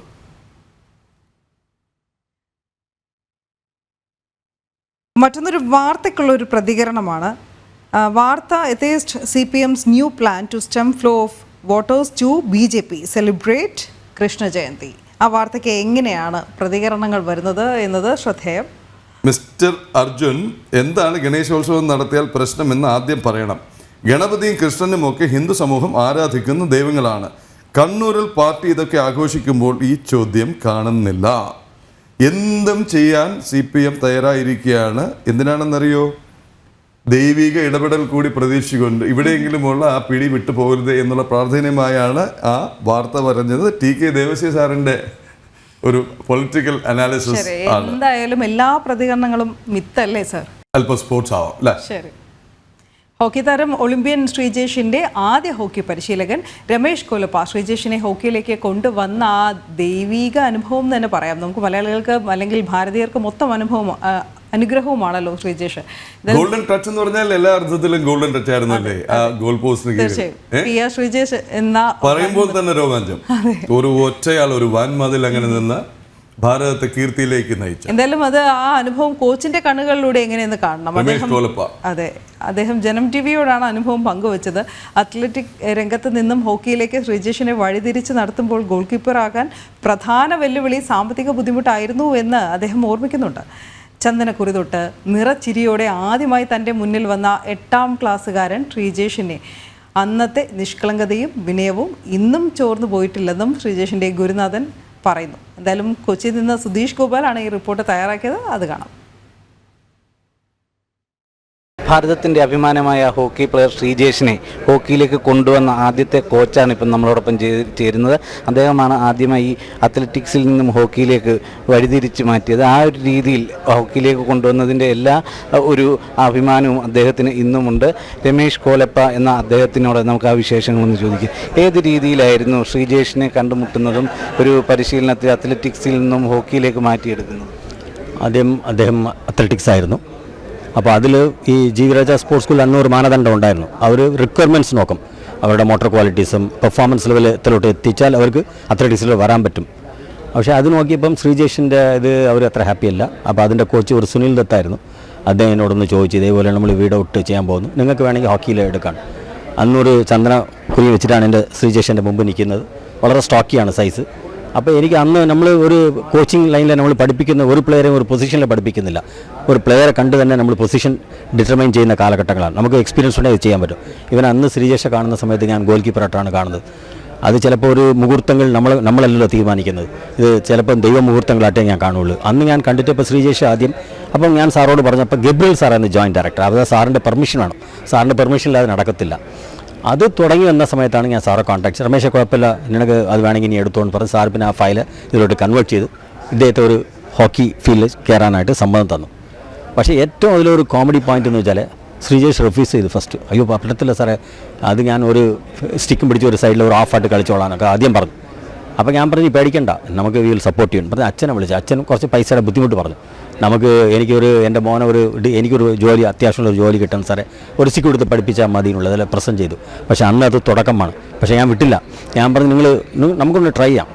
പക്ഷേ അതിൽ അപ്പോൾ അന്ന് കുറച്ച് എക്സ്പെൻസീവ് ആണ്. ഹോക്കി ഗോൾ കീപ്പർ പാടുന്ന ഒരു അന്നത്തെ കാലങ്ങളിൽ 7,000 8,000 റുപ്പീസ് വരുന്ന കാലങ്ങളാണ്. അപ്പോൾ ഇന്ന് തന്നെ ഒരു ഗോൾ കീപ്പർ അതിലുണ്ട്, കൃഷ്ണകുമാർ പറഞ്ഞിട്ട് പുള്ളി കുറച്ച് പഴയ പാഡുകളൊക്കെ നമുക്ക് തന്നു. അതിൽ നിന്നാണ് തുടക്കം. അത് തുടങ്ങി വന്നപ്പോൾ ശ്രീജേഷ് ആദ്യം പാഡ് കെട്ടി. പിന്നെ അന്ന് ഞാൻ ഒരു കേരള ഹോക്കി അസോസിയേഷൻ്റെ സ്റ്റേറ്റ് സെക്രട്ടറി ആയിരുന്ന കാലങ്ങളാണ്. കോച്ച് മാത്രമല്ല, അതിൽ ഇന്ത്യൻ ഹോക്കി ഫെഡറേഷനിലെ executive committee member, junior Indian ടീമിൻ്റെ സെലക്ടറായിട്ടൊക്കെ ഇരുന്ന കാലഘട്ടങ്ങളാണ്. അപ്പോൾ എനിക്ക് ഒരു കാര്യം ഷുറപ്പായി, ഈ പയ്യനെ നമ്മൾ എൻകറേജ് ആണെങ്കിൽ പൊങ്ങുന്നുള്ള ഷുവറായി. പിന്നെ ഞാൻ ശ്രീജേഷ് ഫസ്റ്റ് ചാൻസ് 2004 പെർത്തിൽ നടക്കുന്ന ടെസ്റ്റ് മാച്ചസ് അത് ശരിക്കും പറഞ്ഞാൽ ട്രെയിനിങ് പ്രോഗ്രാമാണ്. അത് വളരെ ഇമ്പോർട്ടൻ്റ് ഒരു പ്രോഗ്രാമാണ്. അന്ന് അത് തുടങ്ങുന്ന സമയത്താണ് ശ്രീജേഷ് ഞാൻ പറഞ്ഞു. അപ്പം ശ്രീജേഷ് പേടിച്ചു. ക്യാമ്പിന് കേട്ടപ്പോൾ പേടിച്ച് പറഞ്ഞു, സാർ ഇത്തവണ ഞാൻ പോകുന്നില്ല, ഇതൊക്കെ വളരെ ഇൻട്രസ്റ്റ് പണ്ട് നടന്ന കാലിലെ വേദന ഉണ്ട്, വിനീത്തിന് ഒരു ഗോൾ കീപ്പർ സാറുണ്ട്. ഞാൻ പറഞ്ഞു ശ്രീജേഷ് പേടിക്കല്ലേ, you are all right, take part. പിന്നെ ശ്രീജേഷ് ധൈര്യമായിട്ടെടുത്തു. പിന്നെ പോയി. ഇങ്ങനെ ഫസ്റ്റ് ക്യാമ്പ് അതിലെ ഭാഗ്യത്തിന് ഹരേന്ദർ സിംഗിന് ഒരു കോച്ചുണ്ടായിരുന്നു. എത്ര വർഷം നമ്മൾ കോച്ചിങ് രംഗത്ത് ശ്രീജേഷിൻ്റെ കൂടെ ഉണ്ടായിരുന്നു? ഞാൻ ഉണ്ടായിരുന്നത് ശരിക്കും പറഞ്ഞാൽ 2000 ഞാൻ തുടങ്ങി. ഞാൻ 2014 വരെ പോയി. ശ്രീജേഷ് അവിടെ 8ാം ക്ലാസ് തൊട്ട് +2 വരെയാണ്. 5 കൊല്ലം എൻ്റെ കൂടെ ഉണ്ടായിരുന്നു. അത് കഴിഞ്ഞ് വരുന്നതെല്ലാം നമ്മുടെ ഡ്യൂറിങ് ഫോർമേറ്റീവ് ഡേയ്സ് ആണല്ലോ. എപ്പോഴും ഒരു പ്ലെയറെ പൊക്കുന്നതെല്ലാം അവരുടെ ഫോർമേറ്റീവ് ഡേയ്സ് ആണ്. അതിൽ നമ്മൾ അവർക്ക് ഗൈഡ് ചെയ്യുകയാണെങ്കിൽ മാത്രമേ അവർ ഗൈഡ് ചെയ്യണം. നമ്മൾ പഠിപ്പിച്ചിരിക്കും. കോച്ചിന് പറഞ്ഞ ഒരു മാന്ത്രികനോ മജീഷ്യനോ ഒന്നുമില്ല കേട്ടോ. You are only A guide. അത് ഞാൻ പഠിപ്പിക്കുന്ന സമയത്ത് ഞാൻ മനസ്സിലാക്കിയ കുറച്ച് കാര്യങ്ങളാണ്. അപ്പോൾ എൻ്റെ മനസ്സിൽ പെട്ടെന്നൊരു ഇതുണ്ട്. അപ്പോൾ ഗബ്രിയൽ സാർ രമേശ് അങ്ങനെയാണെങ്കിൽ അവനെ നമുക്ക് പൊക്കിയെടുക്കണം കേട്ടോ. പക്ഷേ Sreejesh then I started encouraging. പിന്നെ അന്ന് എനിക്ക് എൻ്റെ കോൺടാക്ട്സ് ഉണ്ടായിരുന്നു. പിന്നെ Sreejesh first camp that was very successful. പക്ഷേ എനിക്കറിയാം നമ്മൾ പറയുന്നത് മാത്രമല്ല, ശ്രീജേഷ് തീർച്ചയായിട്ടും ഈ അവസരത്തിൽ നല്ലൊരു പ്ലെയറായി വരുമ്പോൾ നല്ല ഉറപ്പുണ്ടായിരുന്നു. അതിൽ ഇരുന്ന് ഞാൻ പിടിച്ച് പുള്ളിയെ പുഷ് ചെയ്ത് ഫസ്റ്റ് ഇന്ത്യൻ ടീമിൽ വരികയും ക്യാപ്റ്റൻ ആവുകയും 2 മെഡൽ കൊണ്ടുവന്നു. അപ്പോൾ എന്ത് തോന്നി? അത് പിന്നെ അത് വന്നപ്പോൾ എനിക്കറിയാം ഞാൻ വിചാരിച്ച കാര്യങ്ങൾ നേടിയെടുത്ത്. നമുക്കൊരു പ്രഡിക്ഷൻ ഉണ്ടല്ലോ, നമുക്കൊരു ജീവിതത്തിൽ എല്ലാവർക്കും ഒരു കാഴ്ചപ്പാടുണ്ട്. ശ്രീജേഷ് ഒരു ദിവസം ഒരു മെഡൽ കൊണ്ട് അവിടെ നിന്ന് വിളിച്ച് ഫസ്റ്റ് മെഡൽ കിട്ടിയപ്പോൾ എൻ്റെ ഏറ്റവും ലൈഫിൽ എനിക്ക് സന്തോഷം തന്ന കാര്യം 2 കാര്യങ്ങളാണ്. ഒന്ന്, അവൻ്റെ അച്ഛൻ പറഞ്ഞതുപോലെ മെഡൽ കിട്ടിയപ്പോൾ ശ്രീജേഷിന് അച്ഛൻ ഞാൻ ഇപ്പോൾ പഠിപ്പിച്ച രമേഷ് കോലപ്പാസ് അത് നമുക്ക് കിട്ടുന്ന ഗുരുദക്ഷിണയാണ് കേട്ടോ. അതേപോലെ ശ്രീജേഷ് അവിടെ നിന്ന് തന്നെ കോൾ വിളിച്ചു ഫസ്റ്റ്, അതായത് നമ്മുടെ ടോക്കിയോ ഒളിമ്പിക്സിന് മെഡൽ കിട്ടിയ സാറേ ഈ മെഡൽ സാർ എനിക്ക് കിട്ടി സാറെന്ന് പറഞ്ഞ് ആ ഒരു കൊച്ചുകുട്ടിയുടെ സന്തോഷമാണ് ശ്രീജേഷിൻ്റെ മുഖത്ത് ഞാൻ കണ്ടത്. അന്നും ഞാൻ കണ്ട ഇത് ആദ്യം കണ്ട 8ാം ക്ലാസ്സിൽ ചന്ദനക്കുരിയിട്ട് എൻ്റെ മുമ്പിൽ നിൽക്കുന്ന ശ്രീജേഷാണ്. ആ മെഡൽ വെച്ച് ടോക്കിയോയിൽ നിൽക്കുന്ന സമയത്ത് ഞാൻ കണ്ട കാലഘട്ടം സത്യത്തിൽ ടീയേഴ്സ് എൻ്റെ കണ്ണിൽ നിന്ന് ട്രിക്കിൾ ഡൗൺ ചെയ്തു. എനിക്ക് എൻ്റെ എമോഷണലായി. കാരണം അത് നമുക്ക് കിട്ടുന്ന ഏറ്റവും വലിയ ഗുരുദക്ഷിണയല്ലേ. നമ്മൾ കുറച്ച് കാലങ്ങൾ മുമ്പ് നമ്മളൊരു ഒരു പ്ലെയറെ കുറിച്ച് നമ്മൾ ഒരു പ്രെഡിക്റ്റ് ചെയ്യണം. ആ കുട്ടി പെട്ടെന്ന് അത് എങ്ങനെ ഇന്ത്യൻ ലെവലല്ല വേൾഡ് ലെവലിൽ ഏറ്റവും ബെസ്റ്റ് ഗോൾ കീപ്പറായിട്ട് തിരിഞ്ഞ നമ്മുടെ എല്ലാവരുടെയും അഭിമാനമാണ്. പ്രത്യേകിച്ച് I feel proud as A coach. എന്തുതന്നെയായാലും ശ്രീജേഷിനെ ഹോക്കിയിലേക്ക് കൈപിടിച്ചുയർത്തിയ രമേഷ് കോലപ്പ എന്ന കോച്ച് ഇന്നും ആ 8ാം ക്ലാസ്സിൽ വെച്ച് ശ്രീജേഷിനെ ആദ്യം കാണുന്ന അതേ സ്നേഹത്തോടും വാത്സല്യത്തോടും തന്നെ സമീപിക്കുന്നു എന്നതിൽ തന്നെയാണ് ഏറ്റവും വലിയ അഭിമാനം കൊള്ളുന്നു. ആദ്യം മെഡൽ കിട്ടിയപ്പോഴും പെർത്തിൽ നിന്ന് ആദ്യം വിളിച്ചതും ഈ കോച്ചിനെയായിരുന്നു. അതിൻ്റെ എല്ലാ അഭിമാനത്തിലും ആത്മസംതൃപ്തിയിലുമാണ് രമേഷ് കോലപ്പയും ഉള്ളത്. ക്യാമറാമാൻ ബിപിൻ ആലുവയ്ക്കൊപ്പം സുധീഷ് ഗോപാൽ, ജനം, കൊച്ചി. നമുക്ക് ഓണവിശേഷങ്ങളൊന്നും അവസാനിക്കുന്നില്ല, അതിലേക്ക് വീണ്ടും പൊന്നോണം വരവായി.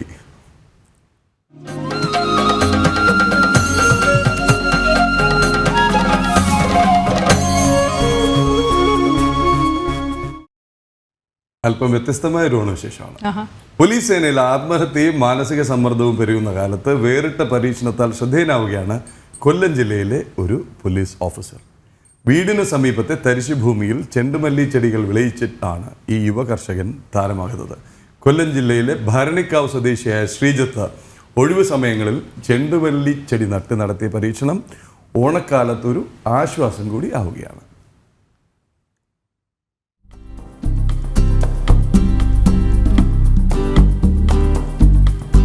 ഒറ്റനോട്ടത്തിൽ തമിഴ്നാട്ടിലെ ഏതെങ്കിലും ചെണ്ടുമല്ലി പൂപ്പാടമാണെന്ന് കരുതിയാൽ തെറ്റി. ഇത് നമ്മുടെ കൊല്ലം ജില്ലയിലെ യുവകർഷകൻ തീർത്ത വിസ്മയമാണ്.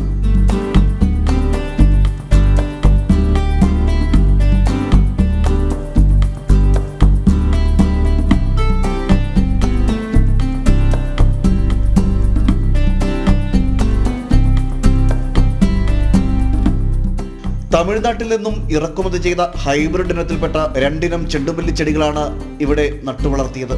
ഇടയ്ക്ക് കാലാവസ്ഥ പ്രതികൂലമായെങ്കിലും ചെടികൾക്ക് നാശം സംഭവിക്കാതെ രക്ഷപ്പെട്ടു.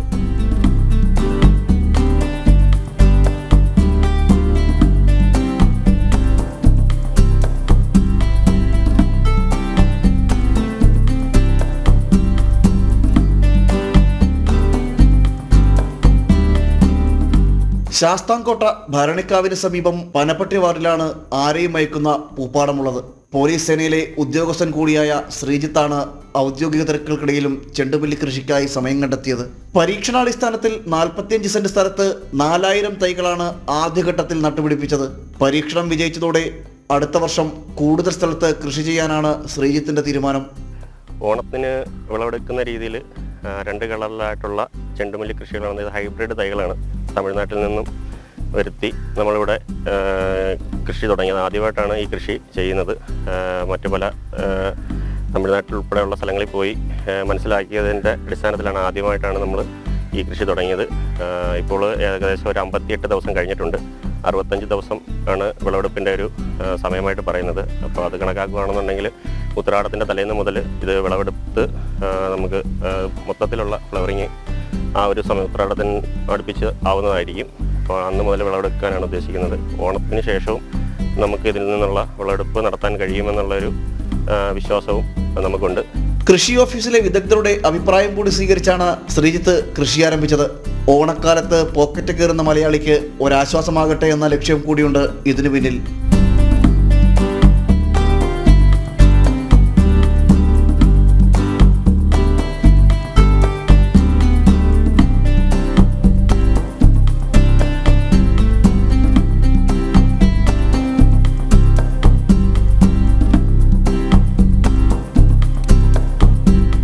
ഒരു കാലത്ത് തമിഴ്നാടിന്റെ മാത്രം കുത്തകയായിരുന്ന പൂപ്പാടങ്ങൾ ഇങ്ങ് കേരളത്തിലും സജീവമാവുകയാണ്.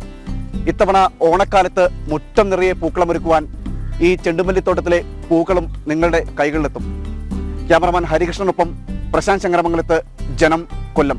നേരത്തെ പറഞ്ഞ പോലെ തന്നെ അത്തം മുതൽ ഉള്ള ഓരോ ദിവസത്തിൻ്റെയും പ്രത്യേകത നമ്മൾ ഓരോ ദിവസവും കൊടുക്കാറുണ്ട്. എന്തായാലും ഇത് നമുക്കായി വിവരിക്കുന്നത് പണ്ഡിതൻ ആചാര്യ ഗോപാലകൃഷ്ണ വൈദികാണ്. അത്തം ചിത്തിര ചോതി ഇന്ന് അനിഴമായല്ലേ, വിശാഖം കഴിഞ്ഞിട്ട് അനിഴമായി, അനിഴം നക്ഷത്രം. എന്തായാലും ഓണ ഐതിഹ്യം കാണാം. നമുക്ക് ഭാഗവതത്തെക്കുറിച്ച് ഏതാനും കാര്യങ്ങൾ മനസ്സിലാക്കാം. ഭാഗവതം BC രചിക്കപ്പെടുന്ന മഹാഗ്രന്ഥമാണ്. എൻ്റെ കാലം ഇതുവരെയും അങ്ങോട്ട് വ്യക്തമായിട്ടില്ല, എന്നാലും BC എന്ന് പ്രമുഖ പണ്ഡിതന്മാർ അഭിപ്രായപ്പെട്ടിട്ടുണ്ട്. നമ്മുടെ പ്രശ്നം പക്ഷേ അതല്ല. ഭാഗവതം രണ്ടുണ്ട്, രണ്ടും വേറിട്ടല്ല, ഒന്ന് തന്നെയാണ്. അതിനകത്ത് ഒരു പ്രത്യേകത, ഭാഗവതം രചിക്കപ്പെടുന്ന കാലത്ത് ഏതാണ്ട് 7000-നും 8000-നും ഇടയിൽ ശ്ലോകങ്ങളെ ഉണ്ടായിരുന്നുള്ളൂ. ഇതിനെ ശുദ്ധ ഭാഗവതം എന്നാണ് വിളിക്കുന്നത്. അപ്പോൾ പിന്നീട് വായിക്കുന്നവർക്ക് കാര്യം മനസ്സിലാകാൻ വേണ്ടി ആചാര്യന്മാർ ചില ശ്ലോകങ്ങളും ചില കഥകളും, ഇതിനെ അവർ വിളിക്കുന്നത് അലങ്കാരങ്ങളെന്നാണ്, ചില അലങ്കാരങ്ങൾ കൂട്ടിച്ചേർത്തു. അങ്ങനെ വന്നപ്പോൾ ശ്ലോകങ്ങളുടെ എണ്ണം വർദ്ധിച്ചു.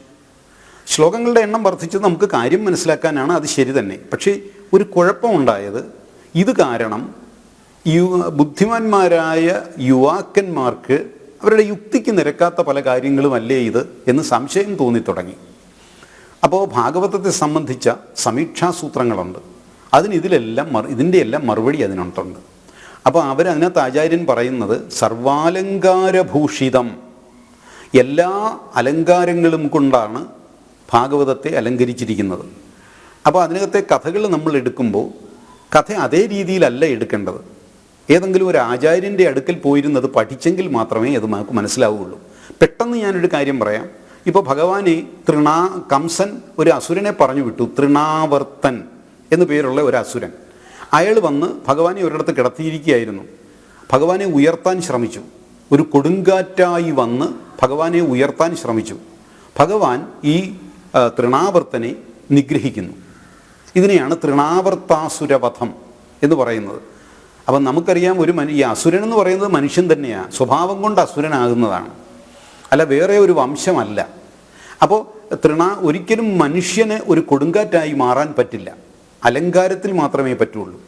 അപ്പോൾ ഇവിടെ സംഭവിച്ചത്, തൃണാവർത്തൻ എന്ന് പറയുന്ന അസുരൻ അല്ല വന്നത്, ഒരു അസുരൻ വ്യക്തിയല്ല വന്നത്, ഒരു കൊടുങ്കാറ്റ്, ചുഴലിക്കാറ്റടിക്കുകയായിരുന്നു. അതുകൊണ്ടാണ് തൃണാവർത്തം എന്ന് പറഞ്ഞിരിക്കുന്നത്, ചുഴലിക്കാറ്റാണ്. അപ്പോൾ ഭഗവാനെ കിടത്തിയിരുന്നിടത്തേക്ക് ഒരു ചുഴലിക്കാറ്റ് വരികയും അതിന് ഭഗവാനെ ഉയർത്താൻ സാധിക്കാതെ വരികയും ചെയ്ത അത്ഭുതം ബാല്യകാലത്ത് നടന്നു. ഇതിനെ സൂചിപ്പിക്കാൻ വേണ്ടിയാണ് തൃണാവർത്താസുരവധം എന്ന് ആചാര്യൻ പറയുന്നത്. അപ്പോൾ അതിനകത്ത് ആ കാര്യം മാത്രം പറഞ്ഞിട്ടുള്ള ശ്ലോകങ്ങളാണ് ശുദ്ധ ഭാഗവതം. അലങ്കാരങ്ങൾ പ്രയോഗിച്ചു കഴിഞ്ഞതിന് ശേഷമുള്ള ഭാഗവതമാണ് ബൃഹത്തര ഭാഗവതം. അപ്പോൾ നമ്മൾ ഇന്ന് വായിക്കുന്നത് ബൃഹത്തര ഭാഗവതമാണ്. അത് മൊത്തം മൂലഭാഗവതത്തിൽ അല്ലെങ്കിൽ ശുദ്ധ ഭാഗവതത്തിൽ വരുന്നതല്ല, നമ്മൾ കൂട്ടിച്ചേർത്ത കുറേ ഭാഗങ്ങളുണ്ട്. നമ്മളത് കളയേണ്ട കാര്യമില്ല, കാരണം നമുക്കതിന് വലിയ ആവശ്യങ്ങളുണ്ട്. കാരണം അത് ജപിക്കുന്ന സമയത്ത്, പാരായണം ചെയ്യുന്ന സമയത്ത് ഒരുപാട് നിഗൂഢ ശക്തികൾ പ്രവർത്തിക്കുന്നുണ്ട്. അതുകൊണ്ട് നമുക്കതിനകത്തെ ശ്ലോകങ്ങളെ കളയാൻ പറ്റില്ല. പക്ഷേ ഇത് മനസ്സിലാക്കിയിരിക്കണം, ശുദ്ധ ഭാഗവതം വേറെ, ബൃഹത്തര ഭാഗവതം എന്ന് പറയുന്നത് രണ്ടും തമ്മിൽ ചെറിയ വ്യത്യാസമേ ഉള്ളൂ. അപ്പോൾ ശുദ്ധ ഭാഗവതത്തിനകത്താണ് വാമനാവതാരത്തെക്കുറിച്ച് പറയുന്നത്. അത് നമുക്ക് നാളെ മനസ്സിലാക്കാം.